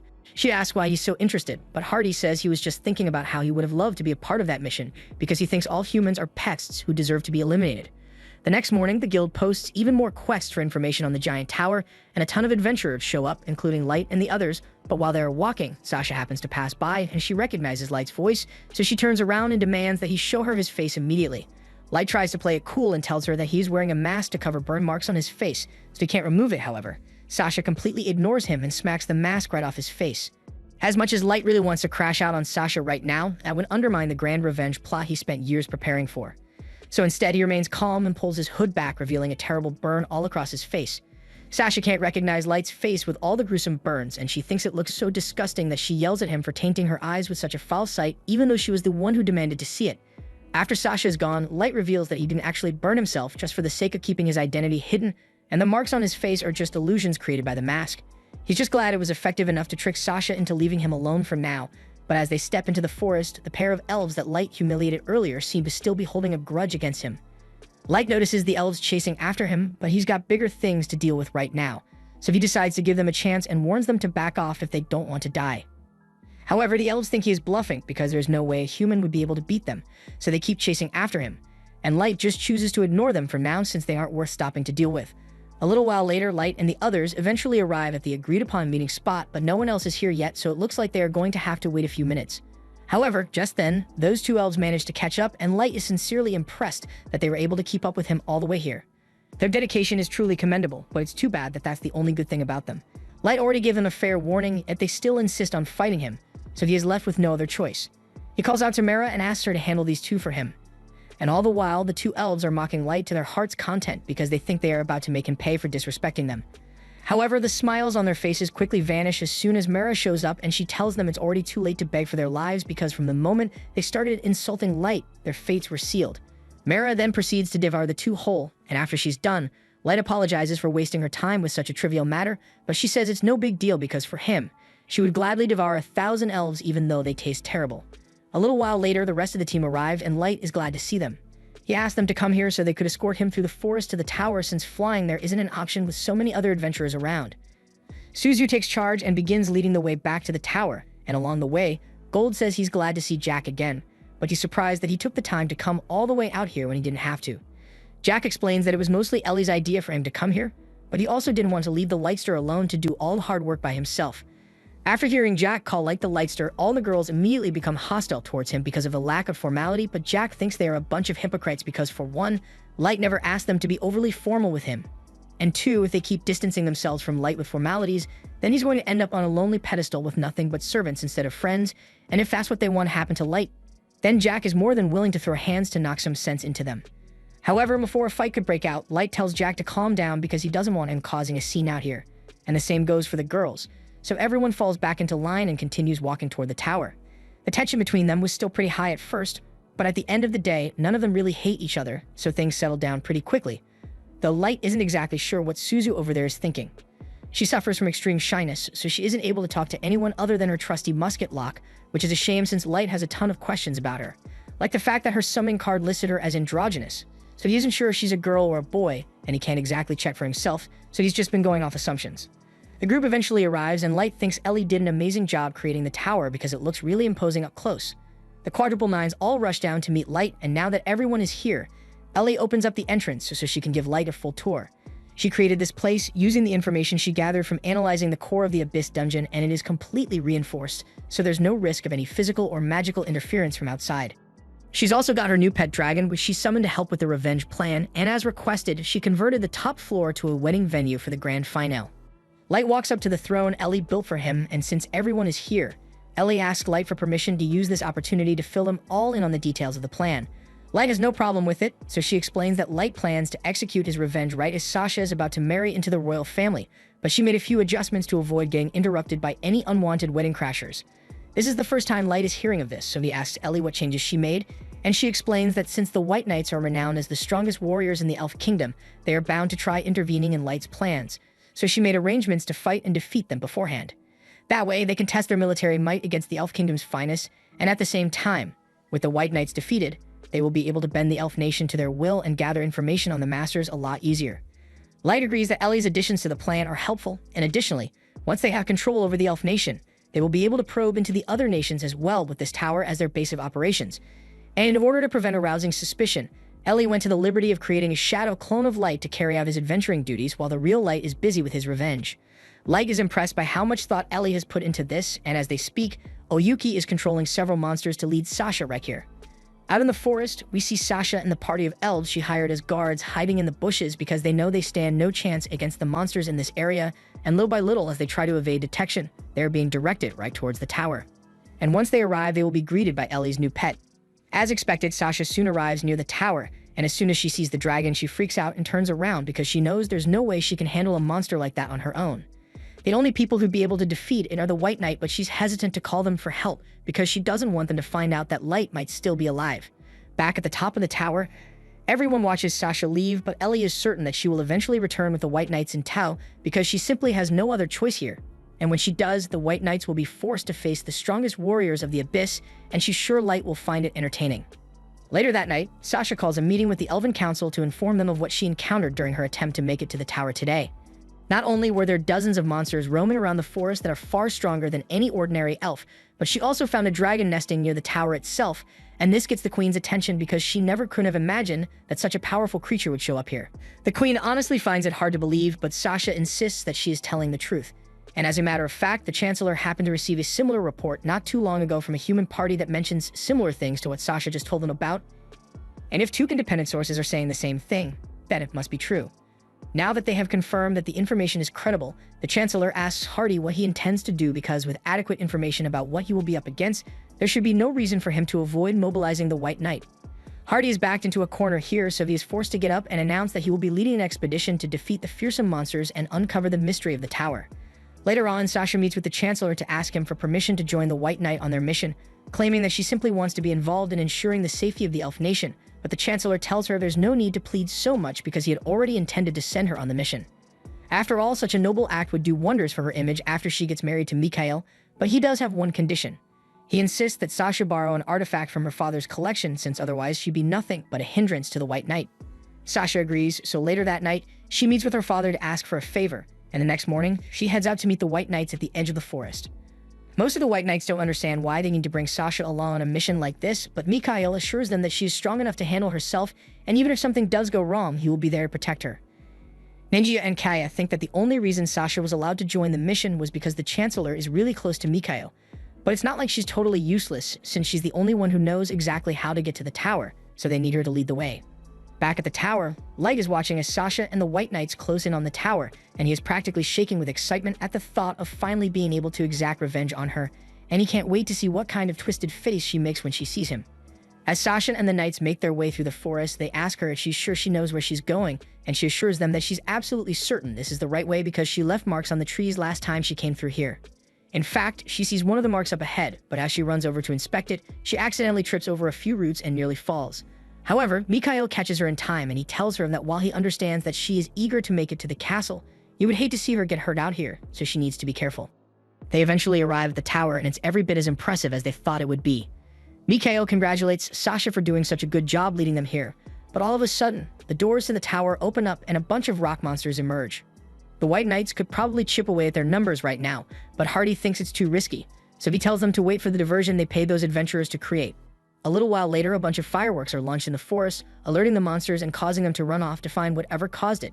Now, the only monster left to deal with should be the dragon somewhere inside, so Hardy tells everyone that they will be heading inside soon and casts his signature silence spell. The spell is special because it eliminates all sound within range, creating a zone of complete silence and allowing them to move without being detected. However, as they are running, they suddenly end up falling into a teleportation trap, and in the next moment, all of them are split up into different rooms of the tower. Sasha and Mikhail realize they must be somewhere else in the tower, so Mikhail tells her to stay behind him in case something happens as they make their way up. But little do they know that they are heading right into Light's trap, and the second those doors open, it will all begin. Meanwhile, Kaya and Hia are also lost in the tower, so they decide to try looking for the others so they can regroup as soon as possible. However, all of a sudden, they hear the sound of footsteps approaching, and it turns out to be Ice Hot and Mara. They are both arguing over who gets to take care of the prey first, and after hearing those two call them prey, Nahia and Kaya become greatly offended. They ask the two who they think they are, and Mara responds saying they are their opponents, though she doesn't think this is going to be much of a battle since Nia and Kia are nowhere near strong enough to pose a threat to them. Hearing this really sets the twins off because they refuse to be looked down upon by a pair of insignificant humans, so they begin dashing around the room and declare that they will slice off all of their limbs and turn them into toys, all while Mara and Ice Hot watch in amusement. Elsewhere in the tower, Sharfet is all alone, and he is really disappointed in himself for failing to spot that teleportation trap before it activated. He has no idea where he is, but he can sense someone watching him from around the corner, so he yells for them to get out here and talk to him face to face already. Moments later, Suzu steps out from behind a pillar, and Sharfet is immediately smitten by how cute she is, so he starts asking what her name is, but Suzu is really creeped out by his behavior. Locke, her rifle, suddenly speaks up and tells Sharfet that Suzu won't respond because she doesn't talk much and she's not interested, and they didn't come here to have a friendly chat either. Sharfet is amazed because it's rare to see a talking weapon, but he thinks it's really bad luck that he has to fight them because he'd much rather fight Suzu in bed. But Suzu says he really isn't her type. Sharfet remains persistent and asks what her type is, so Suzu begins describing her ideal man. But Locke points out that her description matches Light exactly, and to put it bluntly, she has no chance of winning Light over romantically. He's technically right, but Suzu really didn't want to hear that. So she starts smashing Locke against a wall until he apologizes, and all the while, Sharfet is watching in confusion. He's not sure who Light is supposed to be, but if Suzu insists on fighting him, then he's going to have to show no mercy. He activates an invisible crossbow on his arm and fires a bolt at her, and while it does catch her off guard, she is able to parry the shot and return fire instantly. Sharfet blocks Suzu's shot, and he is intrigued by her since there aren't many people who can block one of his invisible crossbow bolts, and likewise, Locke is impressed that Sharfet was able to block one of his shots, so this may actually be a bit of fun. At the same time, back with Nahia and Kia, they are still bouncing around the room, and Ice Hot and Mara are starting to get sick of waiting for them to do something. All of a sudden, the twins both simultaneously cast a wind cutter spell, and it's actually pretty powerful, so Mara and Ice Hot are forced to dodge. Mara admits that she may have underestimated the twins because being able to cast spells instantly while moving at such high speeds makes them difficult to deal with, but handling this much isn't a problem for them. However, Nia and Kaya say they've still got a lot left in the tank, so in the next moment, they both unleash a massive wave of wind cutter spells, forcing Ice Hot and Mara to go on the defensive, and once Nahia spots an opening, he throws a dagger into Mara's back, rendering her immobile while Kaya swoops in and chops her arm off. The twins begin mocking Mara for thinking she stood a chance against them, and they say they are going to chop off Ice Hot's leg next, but to their surprise, Mara doesn't seem fazed by the fact that she just lost an arm. She tells Kaya to take a good look at his sword, and that's when he realizes that despite the fact that he chopped off Mara's arm, there's no blood on his blade. And the same goes for the dagger that Nana threw into her back. Mira then proceeds to eat her severed arm, and her body immediately begins to regenerate like new.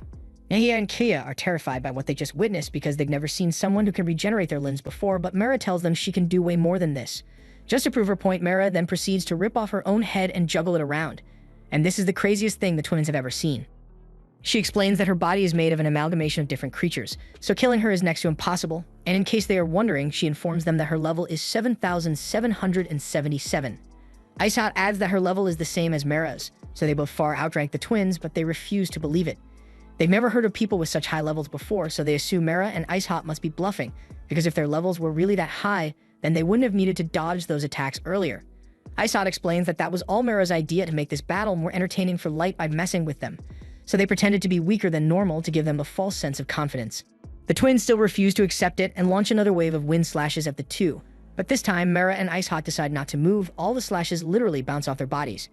Nahia and Kia are starting to get desperate, so they rush in to attack the two with their swords, but even though they didn't defend themselves at all, the strikes had no effect, and it was at this moment that Nahia and Kia realized that they were sorely outmatched, so they did the only reasonable thing they could think of.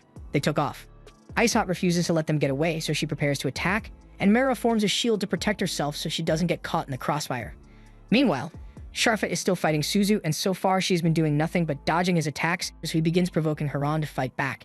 At one point, he corners her with a large barrage of shots, but she manages to come out unscathed, which really impresses him, so he asks her once again to become his girlfriend. After all, whoever this light guy she likes is, there's no way a loser like that is good enough for her. However, saying that was the biggest mistake of his life because till now, Suzu had just been treating him as a mild annoyance, but as soon as those words left Sharfet's mouth, she had nothing but murderous intent aimed towards him. Back with Nahia and Kia, they've just run into a wall in their attempt to flee, so Kia suggests they should run along it since it will eventually lead them to an exit. However, all of a sudden, they are hit with a sudden heat wave, and realize it must be coming from Ice Hot. At this rate, they'll be burnt to death if they don't do something quickly, so they both agree to work together to create an ice wall. However, immediately after the ice wall is created, it begins to melt under the intense heat, so they are forced to continue casting it over and over until their mana eventually isn't enough to keep up and their bodies begin to burn up. And the crazy part is that Ice Hot hasn't even launched her attack yet, so all that heat was generated just by her charging up her attack. Back on Sharfet's end, he is currently learning firsthand why it's a bad idea to make Suzu angry. She fires countless bullets and has them all locked onto Sharfet, so he is forced to run for his life. He tries countering them with his crossbow, and actually might have been able to put up a good fight against Suzu at max power, but unfortunately for him, each one of her bullets inflicts status elements when it lands, so when the first one hits, he receives the confusion status effect, and from there, he was no longer able to counter her bullets, so he was Swiss cheese shortly thereafter. Kay and Nia are also in terrible shape, but they are still alive thanks to one of the enchantments that Ellie placed on the tower. It automatically limits damage to make sure no one dies prematurely, and it's a good thing too, because without it, these two would be nothing but a pile of ash by now. The two of them are barely able to speak now, but they start begging for mercy. And Mara finds this hilarious because from the information they gathered on them, they always enjoyed tormenting human slaves mercilessly for no reason. She lets them know that mercy is a luxury they won't be provided with because she has orders from Light to interrogate them for information while inflicting as much pain and torment as possible. So they've got a lot of suffering ahead of them. The two try pleading with her not to do this, but before they could even finish speaking, she suddenly forces two eels down their throats to begin their torture. Over on Suzu's end, Sharfet is barely able to move as a result of all the negative status effects she inflicted upon him. But Suzu is still pissed, so she walks up to him and starts stomping on his face. Locke pleads with her to calm down because they have strict orders not to kill Sharfet. Plus, with her current position, he can definitely see her underwear right now. That last statement snaps Suzu out of her blind fury due to embarrassment, and she now realizes she went way too far. She begins tearing up because she thinks Light is going to be mad at her for ignoring his instructions, but as Light is watching from his throne room, he's not mad, he's just disappointed that the fight ended so early. He is curious about how things are going for Sasha and Mikhail, but he doesn't want to check in on them with the screen because he wants to savor the moment they come through those doors. The two of them have been walking through this hallway for a long time now, and Mikhail is starting to get the feeling that they are being led somewhere. But the only thing on Sasha's mind is finding Light as soon as possible, so she can kill him before anyone else finds out he is alive. Meanwhile, Must is still wandering through the tower before he eventually runs into Jack. Jack apologizes for taking so long to get here, but he's really not interested in the whole holding back gimmick the others are going for, so he straight up tells Must that he is over level 7,000, and it would be in his best interest to surrender before he gets hurt. Must refuses to believe such an outlandish claim because even the captain is only level 3,000, so Jack must be bluffing. Jack doesn't really care if Must believes him or not, but he really doesn't like picking on weaklings, so he plans to make this quick. Must is enraged by the fact that Jack just called him a weakling, so he readies his axe and prepares to strike him down. However, Jack effortlessly swats the axe away and mocks him for being too slow. Must can't believe what just happened, but he refuses to give up and charges back in to attack some more. Yet again, Jack swats away each and every one of Must's attacks, and then he flicks his finger, sending Must straight into one of the pillars. Must has finally realized that Jack far outclasses him in strength, but he still can't grasp the idea of a person over level 7,000 because he didn't know something like that even existed. Still, he refuses to let this be the end up from because he still has so many people to save. But speaking of saving people, Jack has heard all about what Must considers as saving. In his mind, humans are nothing but insects that plague elf kind, so he has deemed it his duty to exterminate them all to save them from their unfulfilling existences. He refuses to let Jack get in his way, so he calls upon his weapon's ability and offers up part of his life force for a power boost. He knows Jack is way stronger than him, so he tells the halberd to shorten his life as much as necessary. And as much as Jack hates Must's ideology, he respects him for having the guts to go all out like this to win, so he decides to do the same. Must brings his axe down on Jack, but to his horror, Jack is once again able to block it easily, and this time his hand has turned black. Jack then shifts into his ultimate form and tells Must that his attack wasn't bad, but he's way out of his league here, so he never stood a chance of winning. After that, Jack punches Must straight in the face, sending him flying into a pillar, and normally, Must would have died from that, but thanks to Ellie's enchantment, his head is still in one piece, so Jack has officially completed his mission. That leaves Hardy as the last White Knight to deal with, and he is up against Mizuna, so this isn't going to end well for him. Mizuna announces that she is the strongest person here, and her master wanted to see how her strength would measure up against the strongest elf, which is why she was told to come fight him. Hardy doesn't think Mizuna is a serious threat, so he tries aura farming a bit and just stands there while ignoring her. Aura farming aside, he can tell that Mizuna isn't bluffing about being strong, and by proxy, that means whoever her master is must be even stronger. But that doesn't matter to him, because he believes he is the pinnacle of strength, so no one could possibly measure up to him in terms of power.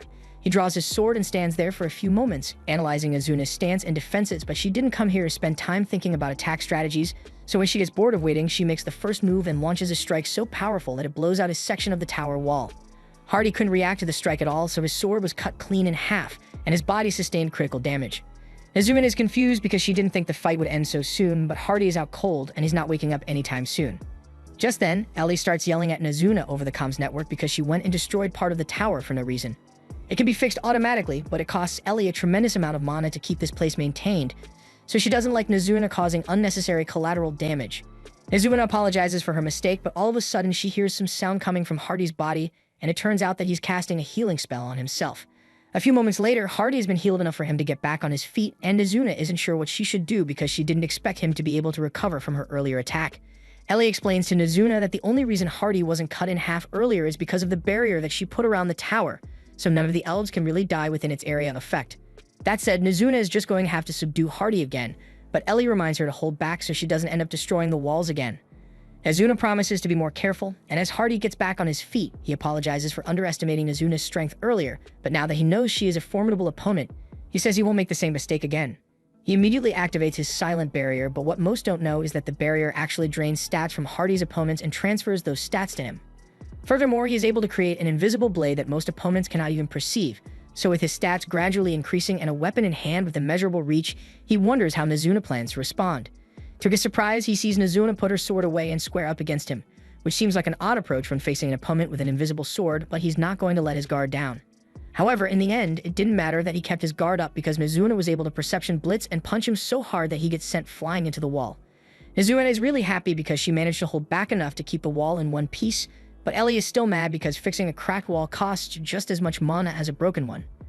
Nazuna says she's trying her best out here and she doesn't think it's fair that Ellie is nitpicking every little detail, but Ellie's the one whose mana pool is tied to the tower, so she has every right to be mad. For the sake of peace, Light asks Ellie to cut Nazuna some slack, and since Light is the one insisting, she agrees to let it go for now. She tells Nazuna to just hurry up and bring Hardy to the first floor, and then she cuts the transmission. Light asks Ellie if the mana burden is really too much for her, but she says she's fine. Although, losing large amounts of mana all at once does make her dizzy, so when Nazuna broke those walls, her knees nearly gave out. Just then, Oyuki informs Light that the guests have arrived at the door, and that means the main event will be starting soon, so he instructs the others to be on their best behavior. Meanwhile, outside the door, Sasha and Mikhail are standing there, and they both realize that there must be someone waiting for them in there. But Mikhail is confident that he should be able to handle whatever it is. However, all of a sudden, the door swings open and the two are greeted by Light.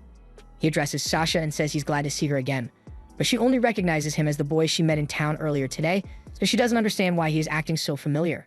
Light jokingly asks how she could forget him when she used to spend so much time cuddling him before, but Sasha vehemently denies the claim because she would never be caught dead fraternizing with a human. However, as she is hurling insults at him, Light slowly removes his mask, and the second his face is visible, Sasha suddenly goes silent. She realizes that he is the same Light from 3 years ago, but this makes no sense because earlier, she saw burn marks all over his face, but he looks completely normal now. Light explains that the burns she saw earlier were just illusions, and as for the reason he looks the same as he did 3 years ago, that's because he stopped his body's aging altogether. Sasha is having trouble wrapping her head around all this because it sounds absurd, but Mikhail interrupts her, spiraling to ask her if this Light person is the Maestro candidate that she mentioned before. Sasha stutters a little because she doesn't know how to tell Mikhail that she lied on her report about killing Light herself, but Light cuts her off and begins explaining what happened. He tells them that before Concord could finish him off, he was caught in a teleportation trap and sent to the bottom of the dungeon, but he managed to survive and began preparing for his return to the surface. Mostly because he wanted revenge, but also so he could find answers about why he was targeted and who was pulling the strings behind the scenes. That said, Sasha is next up on his revenge list, which is why he built all this just for her. Sasha is scared shitless right now, but Mikhail, on the other hand, thinks this is a wonderful opportunity because if Light is the one behind the tower's creation, then all they need to do is take him down, and they will be rewarded with great riches and status once they return to the Elf Nation. Sasha is still worried about what might happen to her once the higher-ups find out that she lied about killing Light in her report 3 years ago, but Mikhail tells her there's no need to worry about that because they can just keep that part secret. Sasha feels reassured that Mikhail is still on her side, so she turns back to Light and begins yelling at him for daring to think someone like him deserves to get revenge. Light remains silent in the face of Sasha's rant and simply asks Ellie and Oyuki not to interfere in his battle, and then he steps down from his throne to face Sasha and Mikhail in battle. Sasha finds it hilarious that Light thinks he can take both her and Mikhail all by himself because she is already over level 500, but Light doesn't seem even slightly impressed. Sasha also mentions that she brought a special item with her in case of emergencies, and she proceeds to pull out a horn. Light is curious about what it does, so he decides to wait for Sasha to finish activating it. Once the activation sequence is complete, 3 angel golems appear. Sasha explains that these are phantasm-class summons, and she says she is going to use them to annihilate him. So she orders the angels to attack. One of the angels rushes forward to attack, so Light is forced to jump out of the way to avoid being hit, and he has to admit that the angel must be pretty strong to be able to crack the tower floor with one attack. He prepares himself to strike back, but before his attack could land, the shield angel stepped forward to tank the blow. Light puts some extra force into his attack until he is eventually able to break through, but he's a bit shocked by the outcome, since he was trying to obliterate both the sword and shield angels, but he was only able to destroy the arms of the shield one. And to make things worse, the one holding the staff in the back is a healer, so it is about to restore the shield angel to full strength in no time. Meanwhile, Sasha is back to being terrified because she never thought Light would be strong enough to damage the phantasm angels, and when Light notices the panicked expression on her face, he decides to gloat a little and reveals to Sasha that he is currently over level 9,000. Sasha is in disbelief at the sight of such an absurdly high level, but Mikhail tells her to calm down because he thinks Light is trying to trick them. First off, he doesn't think it's possible for anyone to reach level 9,000, much less a human brat, so that powerful attack he pulled off earlier must have been the result of a magic tool. Sasha agrees with Mikhail, so she sends the angels out to attack Light again, but he's not going to be pulling any punches. First, he uses some earth magic to distract the sword and shield before binding them with shadow magic. And while they are restrained, he proceeds to destroy the healer so the sword and shield won't be able to recover from his attacks anymore. However, Sasha doesn't seem too worried about this because she just blows on the horn again, and by the time Light strikes the sword and shield, Sasha has already resummoned the healer. She laughs and explains that the horn allows her to summon the angels any number of times without consuming any mana, so he's never going to be able to get rid of them. Light realizes the angels are going to be really annoying to deal with if Sasha can just resummon them every time he destroys one, so he decides to take care of the problem at the source by targeting Sasha. However, just when he was about to hit her, Mikhail stepped in to stop him. Light is impressed that Mikhail's shield is strong enough to block one of his attacks, but he says the shield does a lot more than just blocking. All of a sudden, Light finds himself being pushed back by a tremendous force, and it leaves him confused because he doesn't understand what just happened. After seeing the look of confusion on Light's face, Mikhail confidently explains that his shield is a powerful artifact that has the ability to reflect all attacks back to whoever unleashed them. And on top of that, it is also capable of significantly boosting the strength of all of his allies. Mikhail and Sasha are confident that there's no way Light can win now, because the angels will keep respawning no matter how many times he kills them, and he can't do anything about it because Mikhail is here to keep Sasha safe. Sasha begins mocking Light just like she did 3 years ago, and all of a sudden, Light just bursts out in laughter. She finds this odd, but Mikhail thinks Light must have simply been overwhelmed with despair at the realization that he's going to die here. However, that couldn't be farther from the truth, because Light just thought it was funny and that they thought they had won, but he tells them they are about to find out what real despair looks like. Ellie and Oyuki soon realize what Light is trying to do, and they plead with him to stop because it's too dangerous, but Light doesn't care about the risk. He proceeds to break the soul seal he had placed on his staff, releasing a terrifying amount of energy as it transforms, and in this state, Mikhail's confidence from earlier is completely shattered. He tells Sasha that they need to take care of Light quickly before he gets a chance to use that weapon, so she orders her angels to attack, but Light effortlessly obliterates them in one go. The power Light possesses like this is immense, but there's a reason he doesn't use this power more often, because the staff's energy is slowly eating away at his defense, so he can't keep this up for long. He's willing to do whatever it takes to make sure Sasha suffers for what she did to him. He begins walking towards Sasha, and in order to stop him, she decides to use the artifact's ultimate move, turning the three angels into one unbelievably powerful archangel. She then orders the archangel to strike Light down with its magic, so it spawns a holy javelin right above Light's head. But the second the javelin touches the energy from Light's staff, the holy javelin is completely destroyed. Sasha is really starting to panic now, so she orders the archangel to attack Light again at full power, but none of the javelins have any effect on him, and Light is absolutely loving the look of pure terror on Sasha's face as he approaches. She desperately orders the archangel to protect her, so it unleashes the full strength of its entire arsenal, and its display does look rather impressive, but Light is easily able to disintegrate it with his staff. Mikhail tells Sasha to hurry up and resummon the angel because it's the only thing that can stall Light, but when she tries blowing on the horn again, for some reason it doesn't work. Moments later, the horn crumbles to dust in Sasha's hands, and Mikhail doesn't understand how this is happening because it shouldn't be possible to destroy a Phantasm-class artifact. However, Light explains that his staff is a Genesis-class god-killer, capable of erasing the existence of divine entities, so they won't be able to summon any more angels. Mikhail is so stunned by what he just heard that he simply refuses to believe it. There's no way a human like Light could really be over level 9000 or have access to a Genesis-class weapon. Everything that has happened till now must have been a fluke, or at least, that's what he wants to believe. He tells Light that there's still no way he can win this battle because they've still got Mikhail's damage reflection shield, so anything he tries will be sent back his way. I haven't seen levels of cope this high since the time people thought Gojo would come back to life, but anyway, Light proceeds to launch himself at the shield just to prove his strength, and while it does reflect his damage for a while, the power from Light's staff quickly overwhelms it, and the shield is shattered to pieces. That was Mikhail's last line of defense, and he comes to the conclusion that Light must be a maestro, because there's no other explanation for why he's so strong. Light responds saying he's not sure about that because he has been hearing people mention maestros for a while now, but no one ever has an explanation for what a maestro really is. Mikhail says Light's existence is too dangerous to be left unchecked, so he pulls an enchanted feather out of his jacket and raises it to teleport him and Sasha out of here. However, to his dismay, it does absolutely nothing.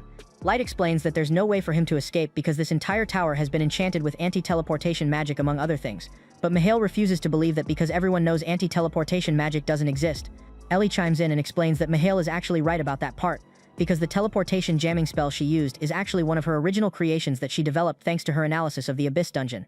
It would take too long to explain how she pulled it off, but the point is that there is currently no way to teleport in or out of this tower without Ellie's permission, so Sasha and Mikhail are stuck here. Light tells Mikhail that now is a good time to start running if he wants to, but Mikhail knows he'd never be able to outrun Light. That said, he believes that there's still hope because Captain Hardy is somewhere in this tower, and he alone is above level 3000, so he should be coming to save them any minute now. Light finds it hilarious that Mikhail really thinks the other White Knights are going to come save him, so he orders everyone outside to come in with their prisoners, and to Mikhail and Sasha's horror, they see Light's subordinates walk in with the White Knight members, all of whom are badly injured and one finger prick away from death. They all drop the knights on the floor and Light thanks them for a job well done, but then Jack notices that Light took the seal off his staff, and while he may seem pretty calm, his hand is actively being burned by the staff. Light tells them they don't have to worry about it because this was his choice, and he is capable of handling the staff's backlash for as long as it takes. But for now, he has more important things to do, so he turns back to Mikhail and asks him what his plan is now that he knows the rest of the White Knights have been defeated. There's officially no hope left for Mikhail, so he becomes desperate and tries to negotiate with Light to secure his safety. He offers to team up with Light and help him take over the Elf Queendom, but Light says he has no interest in ruling this awful nation.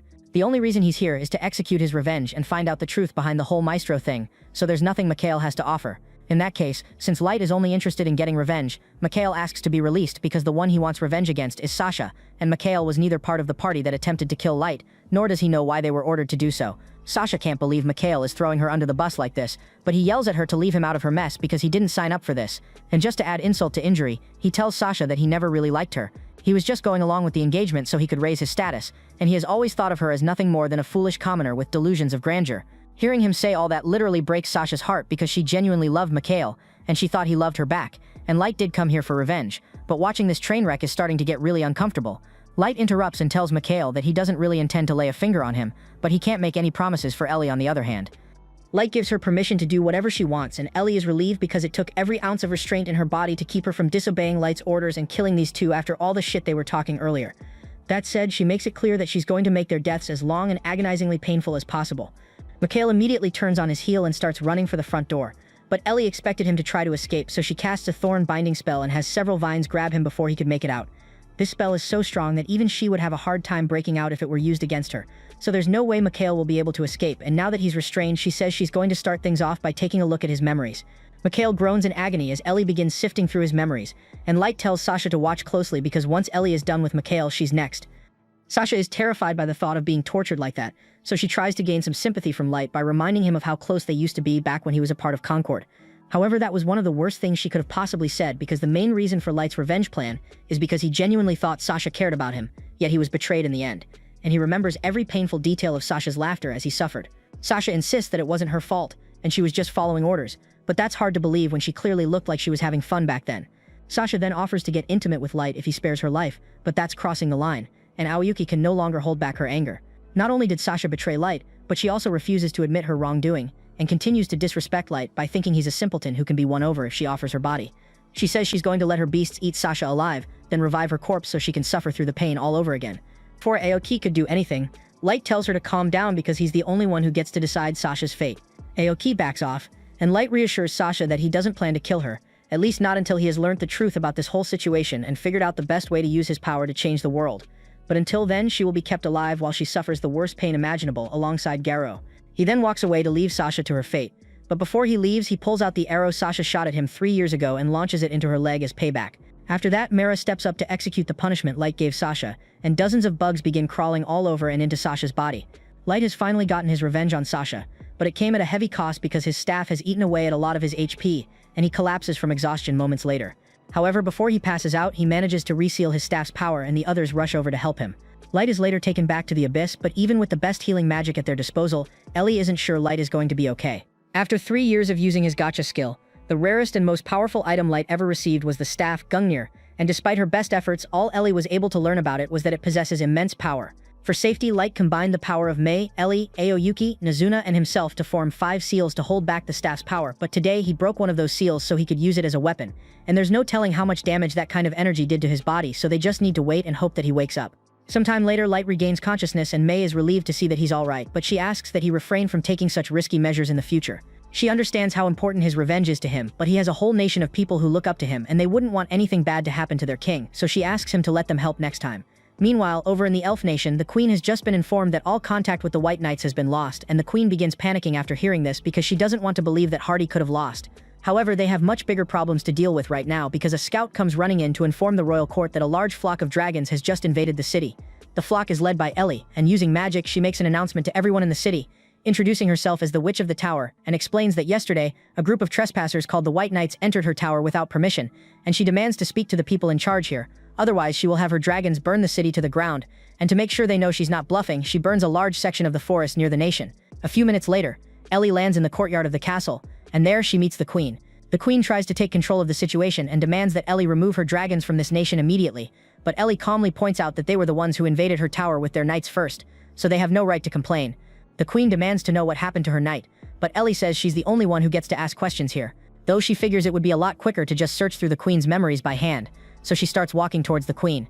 A bunch of the guards try to intercept her, but Ellie casually casts a spell that creates a forest of man-eating trees, and within moments, everyone aside from the Queen has been killed. The Queen is terrified, and she knows there's no one in the kingdom who could stand up to power like this, so she starts running for her life, but Ellie easily captures her with a binding spell and proceeds to scan the Queen's memories. Unfortunately, there wasn't much useful information in there, but Ellie did see a lot of how the Queen discriminates against humans here, so Ellie issues an order to her. She declares that from now on, all humans in this nation are to be freed from slavery and given full autonomy, and if anyone objects or interferes with the freedom of a human, they will become food for Ellie's pets. A little while later, Light is back on his feet, so he heads out to meet the other and get a report on how things have been progressing so far. Altogether, around 5,000 humans have been freed from slavery and allowed to settle down in this village, and Ellie has been working towards cultivating the area around the tower so the people can expand and live self-sufficiently.